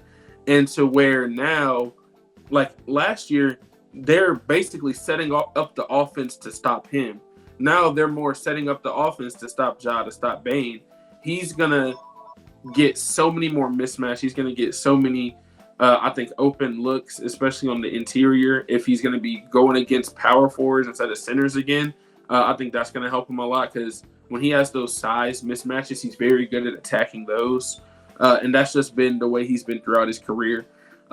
He'll struggle with, like, you know, even a Zubac type of guy, which he'll have times where he has struggles with him, like on the boards and stuff, but on offense, you know, he brings them out to the perimeter and can drive past them. And then the smaller guys, he has a good enough post game to where he can kind of attack that mismatch on offense. So I think that with him coming back into the role that he's used to, you will see the efficiency go up. And I think he's going to be taking, you know, better shots just in general, whether it's from three as well, because even last year he had to take some tougher threes than he's used to, just because they don't have anybody. They didn't have a lot of people. Like, once Scottie Pippen Jr. kind of came into the fold later in the year, they were actually a little bit better, just because they actually had someone who was putting pressure on the defense and creating those opportunities. But with no Ja, and then with Smart going out early in the season, and then Bane going out, you really didn't have anybody that could, you know, put pressure on the defense by driving besides Jaren. Like, Jaren had to be that guy. And another thing that it forced him to do was become a better passer, which I think he's only was. It's not like he was averaging like 5 assists a game or anything, or had like a crazy jump. Yeah, but he did have a career high though. He basically doubled his assists per game. Yeah, he had moments. He definitely had. Yeah. And then, like, I'll have to look at it, but he had more 5 assist games last season than he had his entire career up until last season. So it's like he had more games where he was forced to actually pass the ball, find people. And like the same thing we were talking about with Edey on, you know, being able to play make in the short roll and doing stuff like that and finding guys on the perimeter. I think he did that a lot better. He had a career high in assists last year. So I think that that's another element to his game that'll get better. And then now when he's having those kickouts, and instead of it going to Jordan Goodwin, it's going to Desmond Bane. He should average even more assists this year. Like, he should be an even better passer this year, because I think that is something that he developed last year. But yeah, he was just asked to do a lot of things that he hasn't been asked to do offensively, and then defensively he was playing the 5 most of the year, so he didn't really have that. He doesn't have the same impact defensively at the 5 that he does when he's playing at the 4, just because he's not allowed to roam quite as much. So I think that was why you saw, like, the block numbers last year were basically like cut in half, and that's because on top of him doing everything he's doing on offense, so it's partly like you're asking him to do more on offense, so maybe he doesn't have as much energy to go all out on defense every time. And on the other end, it's like he's playing against bigger guys. He's having to focus more on trying to rebound and stuff like that, rather than being able to just go for those blocks. Like, the reason why he averaged those 3 blocks a game is because, like I said earlier, he was able to go for anything because he knows he has Steven Adams there, and 9 times out of 10, Steven Adams is getting the rebound, right? And if he doesn't, Jaren is back ready again to try to block it again. So It's like, I just think all of that stuff being different last year, he was just thrown into a different role on both sides of the ball. But different roles is how you get better players. So I think that's going to help him. I think taking a guy who has now had the experience of being a first option guy, and now you're putting him back into a role where he is a third option, I just think that's going to be a big thing for him. And I think he's going to be way better just offensively and more efficient probably than he ever has been. Yeah, I would definitely agree with that. I think the biggest thing is Gifted in terms of how people view Jaren. Not just you. I feel like I've always said that Jaren's one of the more polarizing players in the league because he's such a unique player in the sense of he's one of the best defenders in the league, but he's not your traditional back to the basket big, your over rebounder power forward, like, and then on top of that, he has foul troubles, and his jumper doesn't look great. So like he has a real funky game, and he's unique, but he's productive, obviously. But like there's certain warts in his game that people like to pick on and things like that. So I just think that made it more of a highlight for people to talk about more so, because I just remember the conversation and still look at the conversation, which is so crazy to me how people talk.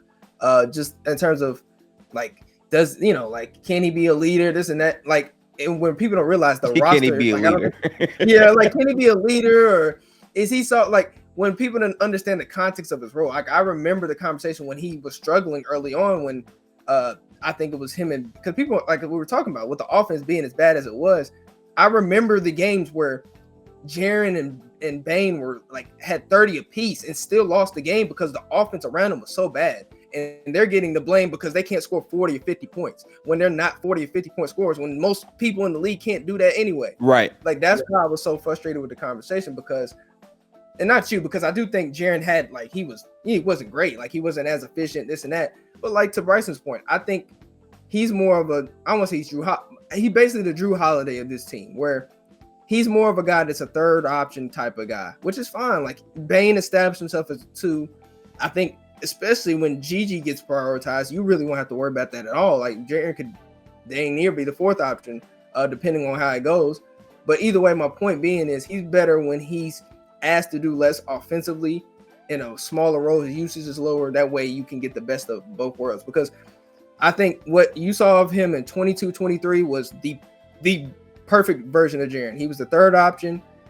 He averaged 19 a game, 3 blocks. And then again, I think if you can mix some of the stuff that we saw this year with the playmaking, a little bit better rebounding, because I do want him to be better as a rebounder. I'm not saying he's got to be 10 to 12 a game, but I do think he can improve on it. And I think he can at least get you 8 or 9, which is fine, especially because there are going to be games where he's going to have to finish at the 5, regular season, especially in the postseason. So he's going to have to play the 5. It's just about not playing it the whole time. And so I do think the rebounding improving, and then obviously the playmaking improvement. I think now him being back in his natural role is going to actually for real help him out. Because again, people wanted Jaren to be a 23 points per game scorer. Because I remember people were stuck on him like in the bubble when I think he averaged he shoot like 42% from 3 and this and that. And I want him to improve his 3-point shooting. But I think people were so stuck on that version of that player when in reality the best version of that player is when he's asked to do less. And so I think, it's fine for him to be the Drew Holiday of this group, because that's what you need. Like, that's what you had the most success. He won the defense player of the year. He made an all-star team. Like, I think the 3rd option role is best for him. And so, we saw that he was a number 1 option, but most people knew that. Like, that's okay. Like, you don't have to be a number 1 option. Like, I think people get so caught up in guys wanting to be like, who's number 1, who's number 2, who's number 3. Who cares? We need to know what best fits for them. And we obviously got the guy in John Morant, and then Bane's obviously shown to be a number 2. Like, it's fine for him to be a number 3 because he's a championship piece.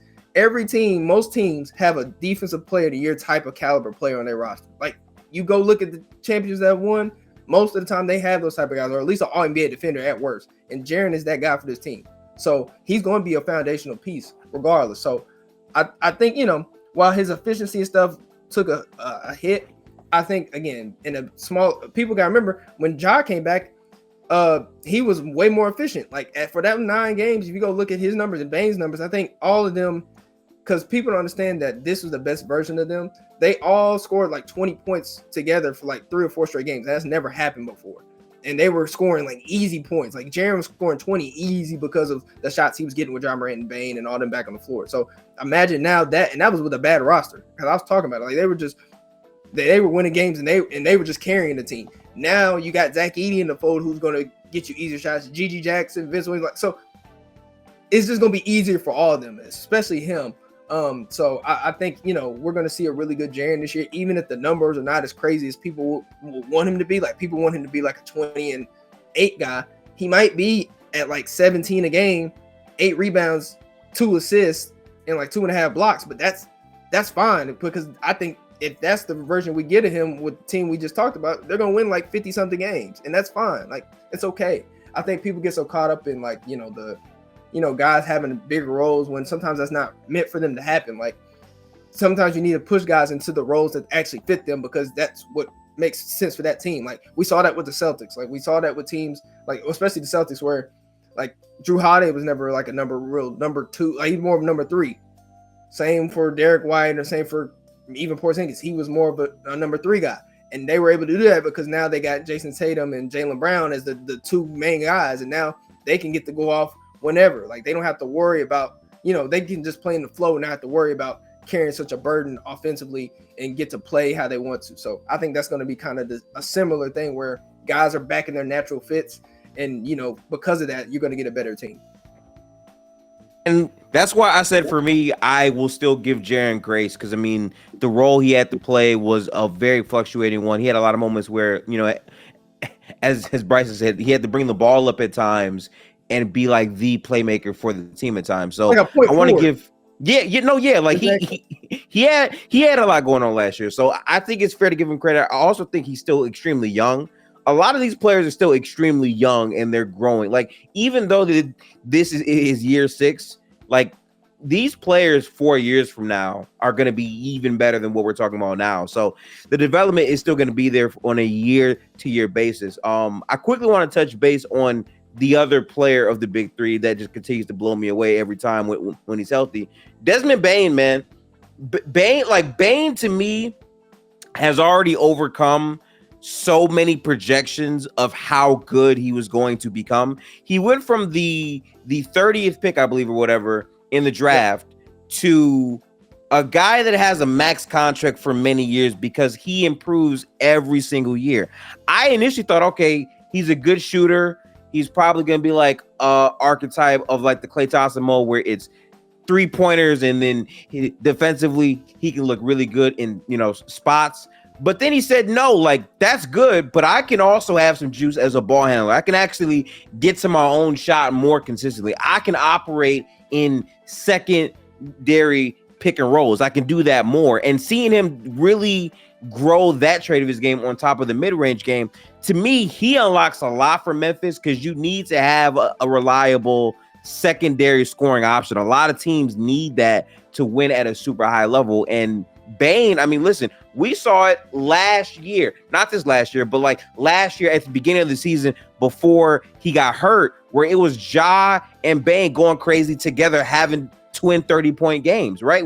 I'll never forget when they played Brooklyn against Kevin Durant and Kyrie, and they were the better duo, right? Like we saw that, level of offensive versatility. And I think that Bane, as the shooter on volume for this team, unlocked so much, because again, Memphis is still a team, I think, that in terms of the totality of their shooting is heavily reliant on Bane being that guy for them. But if he's able to do that, he can make so many players way better. Again, the Zach Edey off-ball screens, where Zach can get more freedom to dunk the ball, Bane's a big part of that, right? Ja Morant, when he's probing the paint, trying to find good quality shots, and Bane moving off of the ball, he's a big part of that. So I think Bane is huge and deserves to at least be talked about on this podcast. I spent a lot of time so far really talking about the question marks in this, but to me, he's not that. I know what to expect from Desmond Bane. Yeah, no, when you look at the way that he's like improved, just every year he's come back and added something new to his game. So like his rookie year, he came in and he was pure catch and shoot. Basically, never had the ball in his hands at all. Maybe would have some transition buckets and everything, but he was basically strictly catch and shoot guy. Comes back in year 2, and I really think he had a case for most improved player, like coming back that second year, because that was also the year that Ja won it and then gave Desmond Bane his trophy, because Desmond Bane doubled his scoring average. He went from like a 9. I don't know how Bane did get by the way. That still bothers me to this day. We knew Ja was going to be super elite. Bane took the bigger leap, in my opinion. That's not a diss. Yeah, no, 100%. I agree. If Ja was sitting on here on this podcast right now, he would say the same thing. He didn't want to win it. He wanted Bane to win it more than him. Like, it was a surprise to basically everybody when he was even nominated for that. But he came back as somebody who you could legit be like, hey, if you give him the ball and he can operate it in the pick and roll, he can score one-on-one. He had more off the dribble threes, like with the step back 3 and everything. And then these last 2 years, he's really developed as like a transition scorer, where if you look at like transition scoring, he's, I think, in like top 10 in the NBA in a lot of those when it talks about like fast break points, because obviously he has the short arms, and that's something that people always talk about, but he actually is a pretty good finisher when he can get downhill and he can kind of put his head down and get to the rim. Like he's been a really solid finisher at times, and he does it even better when he's on the fast break. So like fast break scoring and his efficiency as a fast break scorer has been something that I've been like super big on, and I've been watching him just kind of develop that a lot more. And then obviously, like, we know what he can do as a 3-point shooter, and when you have Morant as your point guard, you know he's more of, like we said, generational paint scorer. But he's also a great passer, and he finds Bane on a lot of those where when he's hanging in the air for like 2-3 seconds trying to figure out if he's going to finish or if he's going to pass out, it's always Desmond Bane that's really the guy who is catching that catch and shoot, and, you know, no drop, going straight up. The flyby threes with the little where he does the pump fake, does a side step, and then knocks down the 3. I don't know what the numbers are on it. If they tracked it, I bet he'd be probably 60% on those. Like, it almost feels like it's automatic when he gets somebody in the air. So I'm just really been big on him. The one thing I would like to see for him is to become like a true 3-level scorer a lot more this year. Because if you look at when he had his best games, it was because he was also utilizing the mid-range as well. If you go back and look at his 49-point game against the Pistons, obviously it's the Pistons, whatever. So you can take that look at it. But a lot of those buckets were mid-range jumpers. A lot of them were mid-range jumpers. And when he can actually create off the dribble and get into those shots as well, because they're so scared of the 3-ball, I think that's something that he can add to his game, to where he can't always be a great driver, like I said, because of his like shorter arms. That's why he attacks so much in the fast break. He can kind of get down there before the 7-footers are down there, and he can finish a lot easier. But if he can come off those screens and get to the mid-range jumper instead of having to go all the way to the rim, I actually think he could probably be more efficient on like those mid-range pull-ups than he would be around the rim in certain situations. Yeah, I definitely agree. Kind of just to basically back up Bryson's point real quick. Yeah, I mean, Desmond Bane obviously has been a guy that's just improved each year. And I know people don't really understand it sometimes when this happens, but some guys, like, I mean, it just reminds me of the Jimmy Butler stuff. Like, Jimmy Butler started as a role player in this league, and it ended up being a star at the same pick. And I mean, I think for Bane, the biggest thing is scalability, in terms of his being able to scale his role and be able to fit next to any player, regardless of how they play. Because the basis, his core value is catch and shoot. So, and then he was basically just able to expand off of him being a catch and shoot player from year one, and then being able to be on the ball more and things of that nature. So it doesn't surprise me that Bane did this, because, again, he just seems like a worker. I mean, again, he is the leader. I know people they all are the leaders, but most of the time, especially this past year, you heard that Bane was the leader for this group. And so I do think he's that type of dude where his work ethic and things of that nature just is shows up in his play. And so again, I do think what Bryson said about 3-level scoring, I think he'll improve it. I think we saw a lot of that this year. Again, he just got hurt, which I think is the biggest thing for him now is staying healthy, because people got to remember that year in 22-23, before he broke his toe and then he came back on that toe and still was relatively really good. And that's why people don't understand it. Even in that playoff series, which I have criticism for, not only him, but the whole team, he played on a broken toe and basically got surgery like right after it. And then last year, he's fully healthy until his ankle basically touched earth literally a week after John Morant got hurt. And then I think 2 days before Smart broke his finger. Like, he was playing very well. So I do think Bane is, the perfect second option for the group. Like, literally, I remember saying it when Bane got drafted. Like, he was the perfect guy for John Morant and Jaren Jackson Jr. Now, did I expect him to become this? Absolutely not. Nobody saw this most of the time, which is fine. That's the beauty in the NBA. Most of the time, we don't see some of these guys become stars. But I do think, obviously, with Gigi, when Gigi has to show more, but Bane was the best, probably the most important pick we've had, because he gave you the third guy because I remember people talk about the Grizzlies needing a third or second guy with Ja and Jaren, and they were going to have to trade for that guy. I don't think so. They didn't have to necessarily trade for that. They drafted him, and he developed into that. So, yeah, I expect Bane I expect Bane to get better. Like, that's my expectation with Bane. Bane always gets better every year. So, even if the numbers don't show it, I expect him to be better. He's a worker. He's a worker. Like, he's going to work, and he's going to get better. Like, that's just my expectation with Bane, because that's what I've seen literally from year 1 to year 4, and now going on to year 5. And so, yeah, I think his efficiency will go up, And again, he's going to play at an all-star level. Will I think he make an all-star team? Probably not, because the West is so dang tough. Guard spot is on lock. But, like, it's tough in the West, man. Yeah. Yeah. But my biggest thing is I think people don't really realize how good he is, because just, people want to get their jokes off and things of that nature. But, like, people talk about him like he's like, I don't even know. I don't want to say a name and disrespect somebody. Not disrespect, but they treat him like he's like a Jordan Poole, like a Tyler Hero, where he's only averaging like 16 points and he's more of like a 6-man. No, he's one of the best shooters in the NBA on volume, bro. Like, yeah. And he's a legit star player. Like, he's not just like a catch and shoot guy. He's a guy that basically from year 2 to now, if I'm looking at it correctly, he's basically been like at 20 points, 5 rebounds, and 4 assists a game. Like, that's what you're going to get. And so, I expect him to have a big year and just continue to be the player he is. I mean, again, he's one of our foundational pieces. I just hope he can stay healthy along with the rest of them. Just health. I'm praying for health. Look, Alex, they treat him like he's Luke Kennard. Oh, yeah, that's not Luke. Luke. Yeah, they do. Some people do. Some people do. Not everybody. Yeah. Some people do though. Some people legit, like, they just see him as a catch and shoot kind of role player type of guy. Yeah. And then, I mean, but he's a top, like I said, I think he's a top 30 player, top 40 player easily. Yeah. Like, no question. Yeah. And I think this is funny because this is going to be a transition to our last player before we power rank teams in the West in 2025. We're talking about disrespect. It's time to talk about the best player on this team, Ja Morant. I got to preface that with this because Ja Morant, I think, is also one of the more polarizing players in the NBA.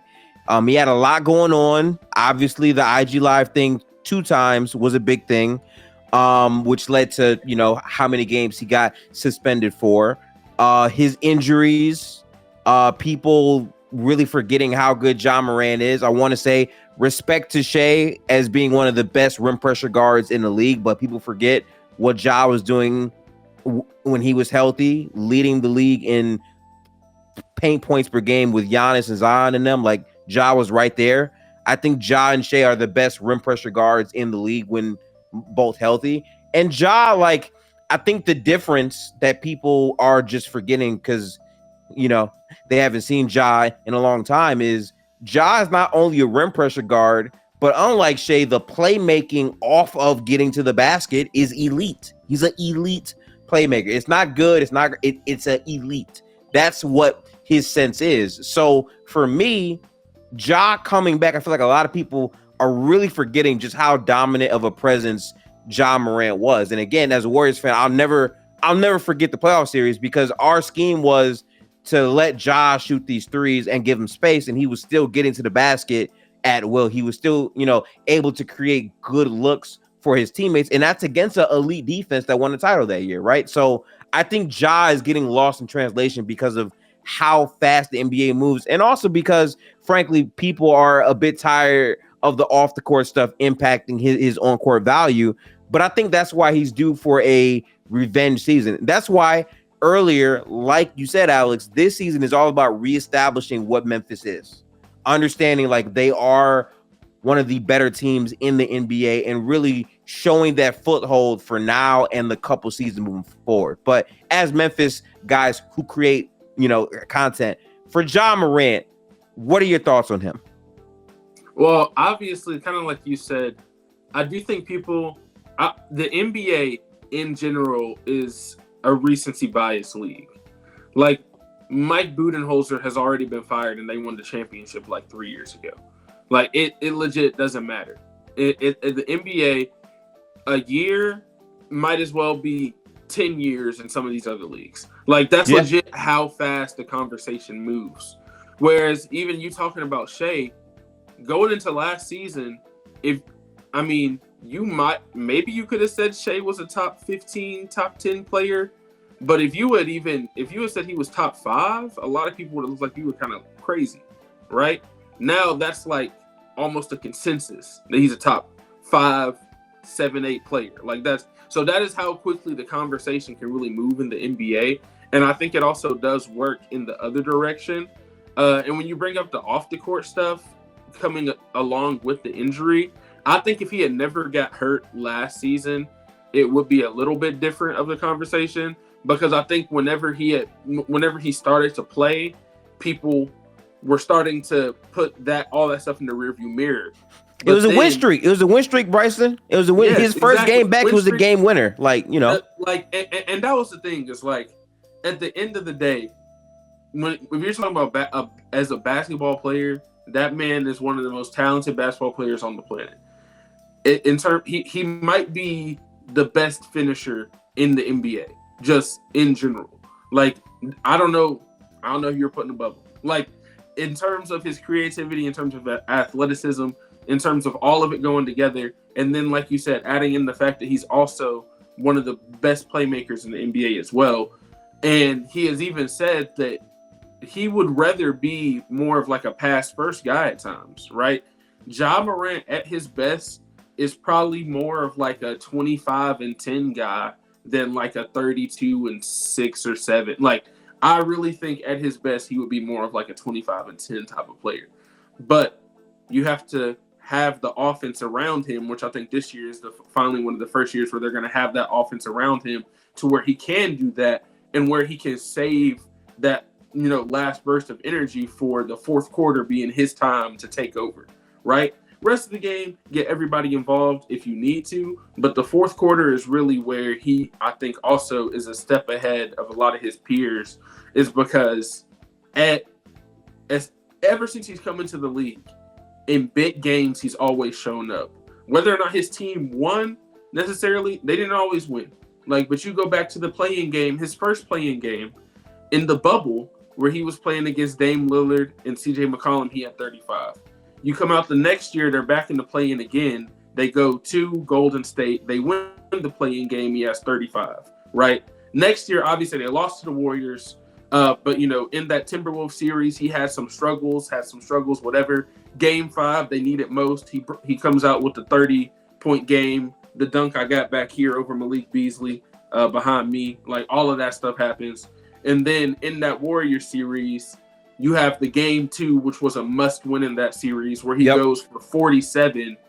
And it's like, you've got Draymond Green going on his podcast and saying, like, he's one of the smartest players in the league, players he's ever played against. Mm-hmm. And that was in his 4th season in the NBA.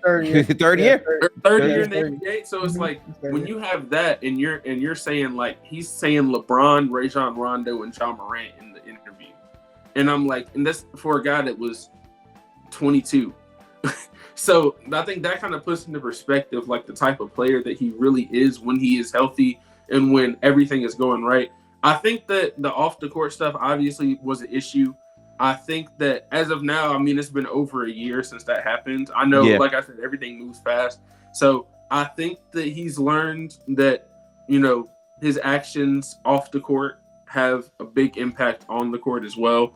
And I think that he's going to continue to work on that and continue to be better at that. I think through his AAU team over the summer, he's been, you know, doing outreach stuff with kids. He's been doing basketball camps. He's been doing like all that kind of stuff to kind of help the image and everything like that and kind of get back to what really matters. And I think that's really going to help him continue to just improve on that part. But like on the basketball court, when he's healthy, he's going to be one of the best guards in the NBA. He's going to be a guy that is a threat to go for 40 on a nightly basis. And he's going to be a guy that is going to strike fear into opposing coaches on how they're going to game plan for him on a nightly basis. So obviously he can improve. Like I think he can improve his jump shot. I think if he can get like a more complete mid-range game as well, I think that will completely add another layer to his game. And just continue to get to like the floaters. I think he can utilize the floater even more than he does, because it's kind of weird with him. He did it a lot more when he was younger. I felt like he went to the floater a lot, but as he kind of developed, he hasn't used it as much. But then he'll have his games where he like, oh wait, I can shoot a floater, and then he shoots like 6 or 7 of them and they go in. So it's like getting to that kind of stuff, and then coming off those screens with Edey and getting into the mid-range and getting to a floater instead of having to go and jump over people and jump around people. I think that'll be big for him staying healthy as well, so he doesn't have to do as much of like the high-flying stuff.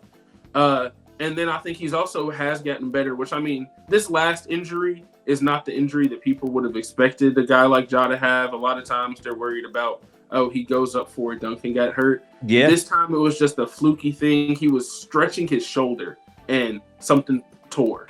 Literally, that's how it happened. It was in practice. So it's not even one of those injuries. I think he actually has started to do a much better job of protecting himself when he lands and stuff like that. So on the injury front, I think that will help. It's obviously, you can never say anybody's going to be 100% injury free. You never really know with the NBA. And some guys can get unlucky with that. But he has taken preventative measures to where he's not as reckless as he was when he was 19, 20 years old. He has calmed down a bit on that kind of stuff.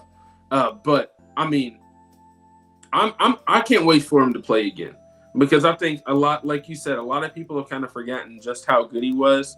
I know that you know, because you went against him, your team went against him in a playoff series. So it's like when you sit down and watch all those games, and like somebody like me who has watched basically every game Ja Morant has played in his career, at least 3/4 of it, at least, right? So to know that when he's back, he's going to be one of the best players in the league. He's going to be all-star, superstar, all that stuff. It's just going to be about staying healthy and making sure that he's got his head on straight off the court. Like that's the only questions. I don't have any questions about the type of player he's going to be when he's playing. Yeah, and to kind of make it, I don't want to be too long with this. Bryson got most of the points I was going to say. But he got most of the points I was going to say, but yeah, I mean, I kind of get tired of the conversation because I won't say I care. I mean, I really don't care. Like, we're going to get into the conversation about where the Grizzlies stand and all that. At the end of the point, I realize, like I said, NBA moves fast. People forget it happens. I know where I have Ja Morant. I have Ja Morant as good as the guys that they have named as better than him, Shea, Ant, all those guys. Now, only 2 guys I give those type of names to is Luka and Tatum, because they've been established for 5 to 6 years where they've shown that they are in terms of those younger guys, where if you say from 26 to under or whatever, I think those are the 2 guys that have established themselves as the young stars. But outside of that, I think Ja's as good as he could be, as good as any of those other guys. Like, I think he still is. Like, I don't think anything changed in that. Even though Shea's been great, Ant was great. Like, I think Ja's is good, if not better. Like, that's my opinion. I've seen what I've seen. Like, playoffs, like we just talked about. Like, he had a 40 ball every playoff. Like, even when he was an all-star that second year against Utah, he had a 40 ball. Every playoff, he's had a 45-point game or something like that of that nature. And, I think, again, the last 3 years, I got the numbers in front of me. He's been a walk-in 27 points, 6 rebounds, 8 assists. Like, that's what you're gonna get, and that's without a jump shot. That's with, you know what I mean, like him working in the worst spacing that probably, if you look at other stars outside of maybe Ant, and maybe that's it. I would say like a lot of guys are working in space. We're working in modern NBA spacing and modern shot making around them. Yeah. So I do think while he's going to be, his assist numbers will go up, I think he's just going to score a lot more just off the simple fact of, if theoretically, if guys are shooting at the level they can be, he's going to average like an easy 28 to 30 points. Like I think that's how I believe it's going to be play out. But yeah, I know what John Morant is. I think he's a top 15, 20 player in this league. He's an all NBA player. You could say he's a superstar. Like, again, I don't have superstar thing for me is hard to rank because there's I don't think there's a lot of them, but I think he's not many, right there. Right. Yeah, but I think he's right there. I think he's right there. And I think when we see the defense improve, which I think we saw in those 9 games, and I think the jumper improve, which I think we saw in those 9 games, he was starting to take more mid-range jumpers.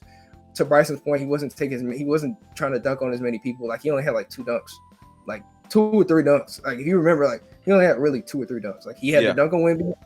He had that dunk that Santi threw him a lob, like a backdoor cut lob against Atlanta. Like those are like the only 2 dunks I remember. Like he was playing more controlled. Like he understood where he was at. Like, so I don't have questions about John Morant other than just being smart off the field, or off the court.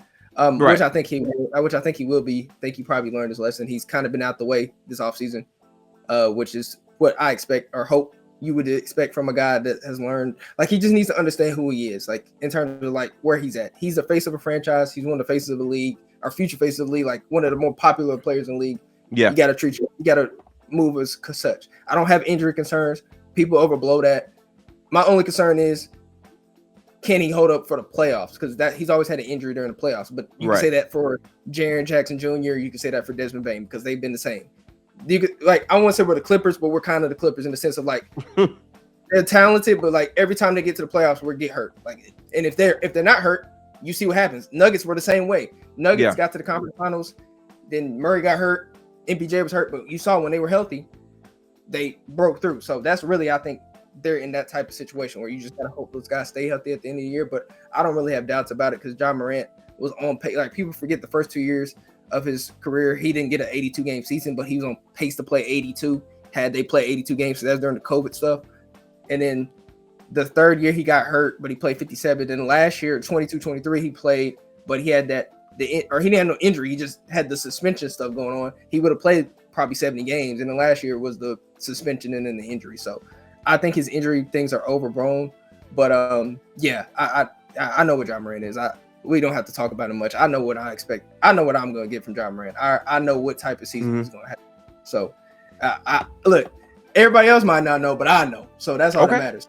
People will remember. People will remember. It'll be fine. They'll see what happens in like 2 months. So I'm excited for the season for sure. I want to say I love every time we do this podcast because this is an even longer podcast than this year. I feel like we covered a lot of things. In terms of John Morant, I do believe he is a top 15 to 20 player. I think at his best, he can be just as good as a Shai Gilgeous-Alexander in spots. Shai, for me, is so high primarily because of the level of play he was able to sustain at an MVP level for that long. Yeah, I think that Ja, in terms of his peak, though, we've seen him perform at the highest level. And for next season, people are going to see that happen again. But as we have like 13 minutes left on this podcast, I do want to ask you guys specifically, Western Conference. Every year, the West gets stronger and weirder and stronger and weirder. You have a player like even Victor, who is on a team that isn't going to be as high as his other teams, but can easily take games up off you.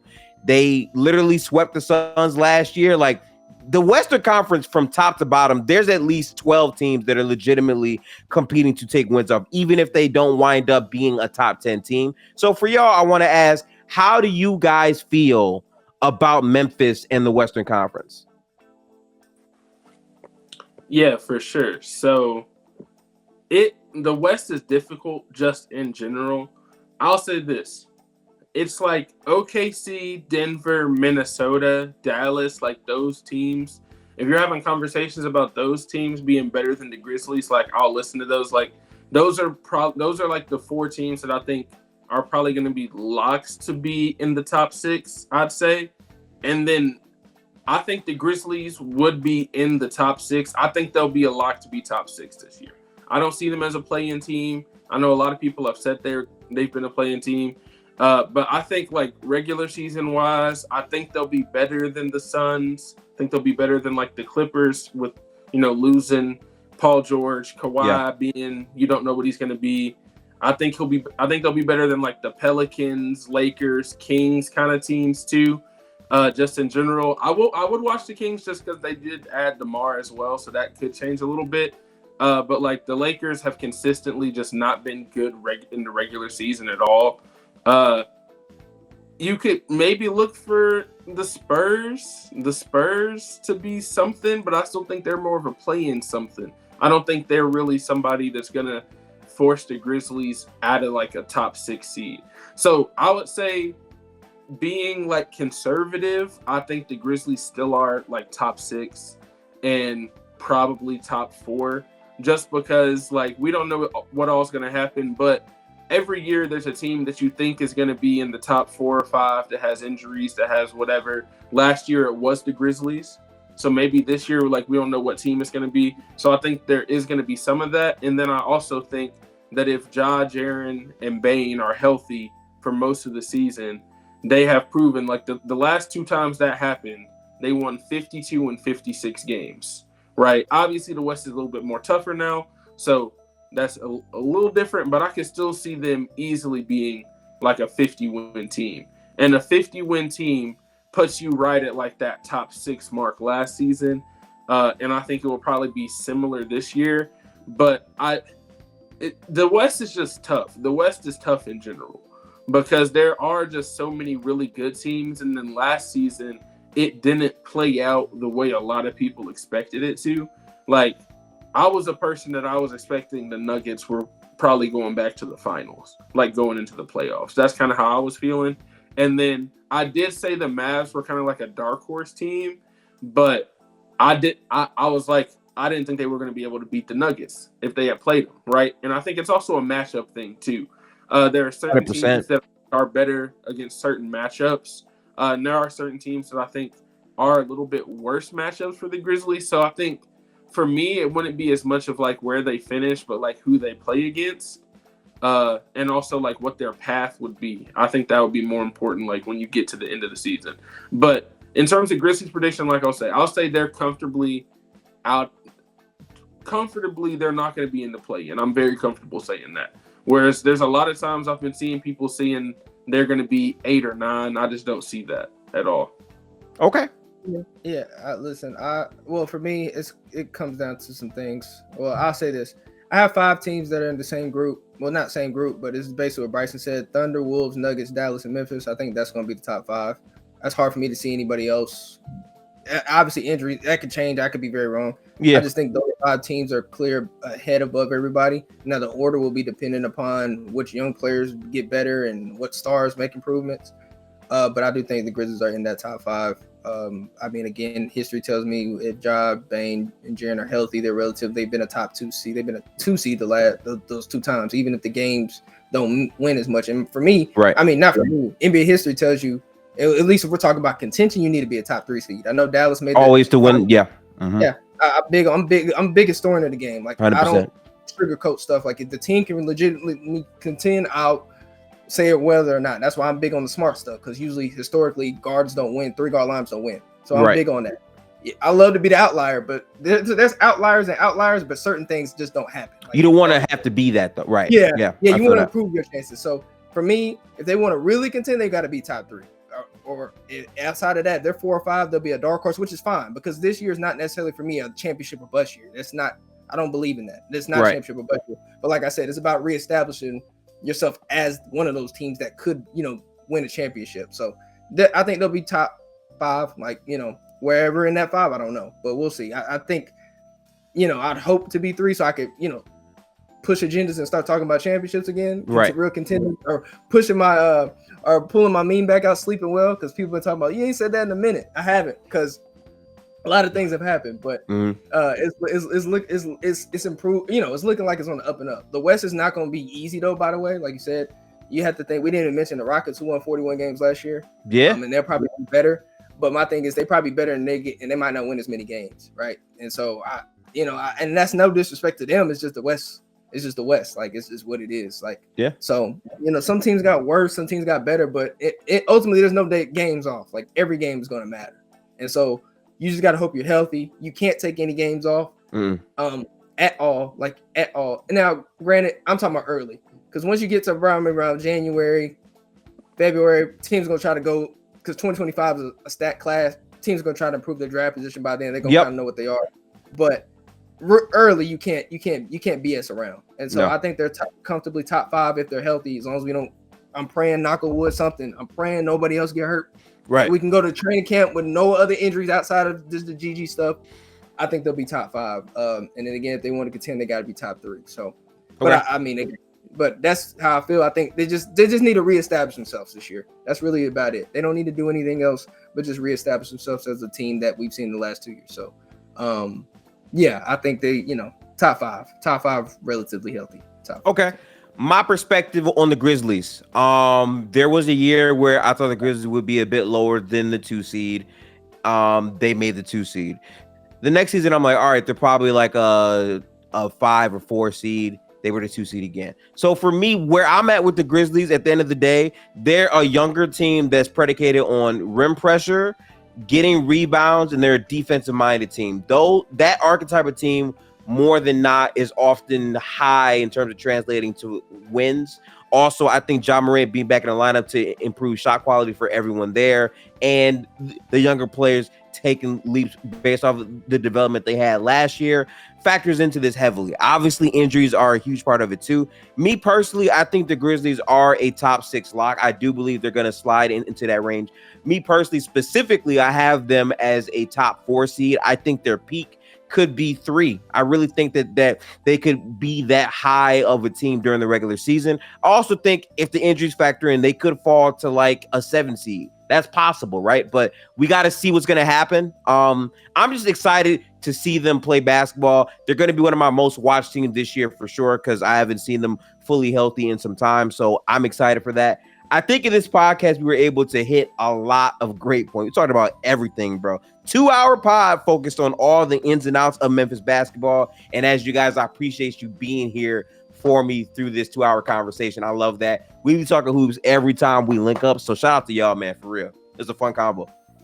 Yeah, for sure. I appreciate you having us. And hey, when it comes to the Grizzlies, I could go 2 hours, 3 hours, whatever. Yeah. I feel like we can get even deeper if we need to. So, hey, you always know you can hit me up, hit Alex up if you ever need anybody for anything Grizzlies related or just NBA related. In season, I got y'all for sure. Yeah. For sure. Yeah. Especially on playback. I like playback. I got my little account together now and everything. I might be doing some stuff on here during the season too. Nice. So. Okay. Yeah. I got to lock in. Yeah. I've been on playback, but I had to, finally make an account. They got games.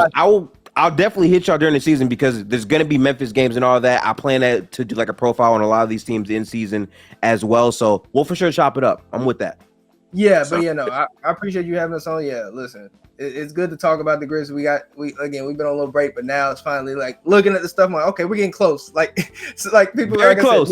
Like media days literally in like 2 weeks. Like I think for the Grizzlies, like last week of September, like it's like media day. Like so, like it's right around the corner. So like it's gonna be here before you know it. It's gonna be a good season regardless. Again, I think just not for the Grizzlies, but just NBA season, I think is going to be period. Like it's going to be a lot of storylines, a lot of stuff that's always going on with the things. But I hope that the Grizzlies are a part of it. You know what I mean? In a good way. You know what I mean? I hope that people are reminded of who they are, and because again, that's what I said. I ain't gonna spend too much time here.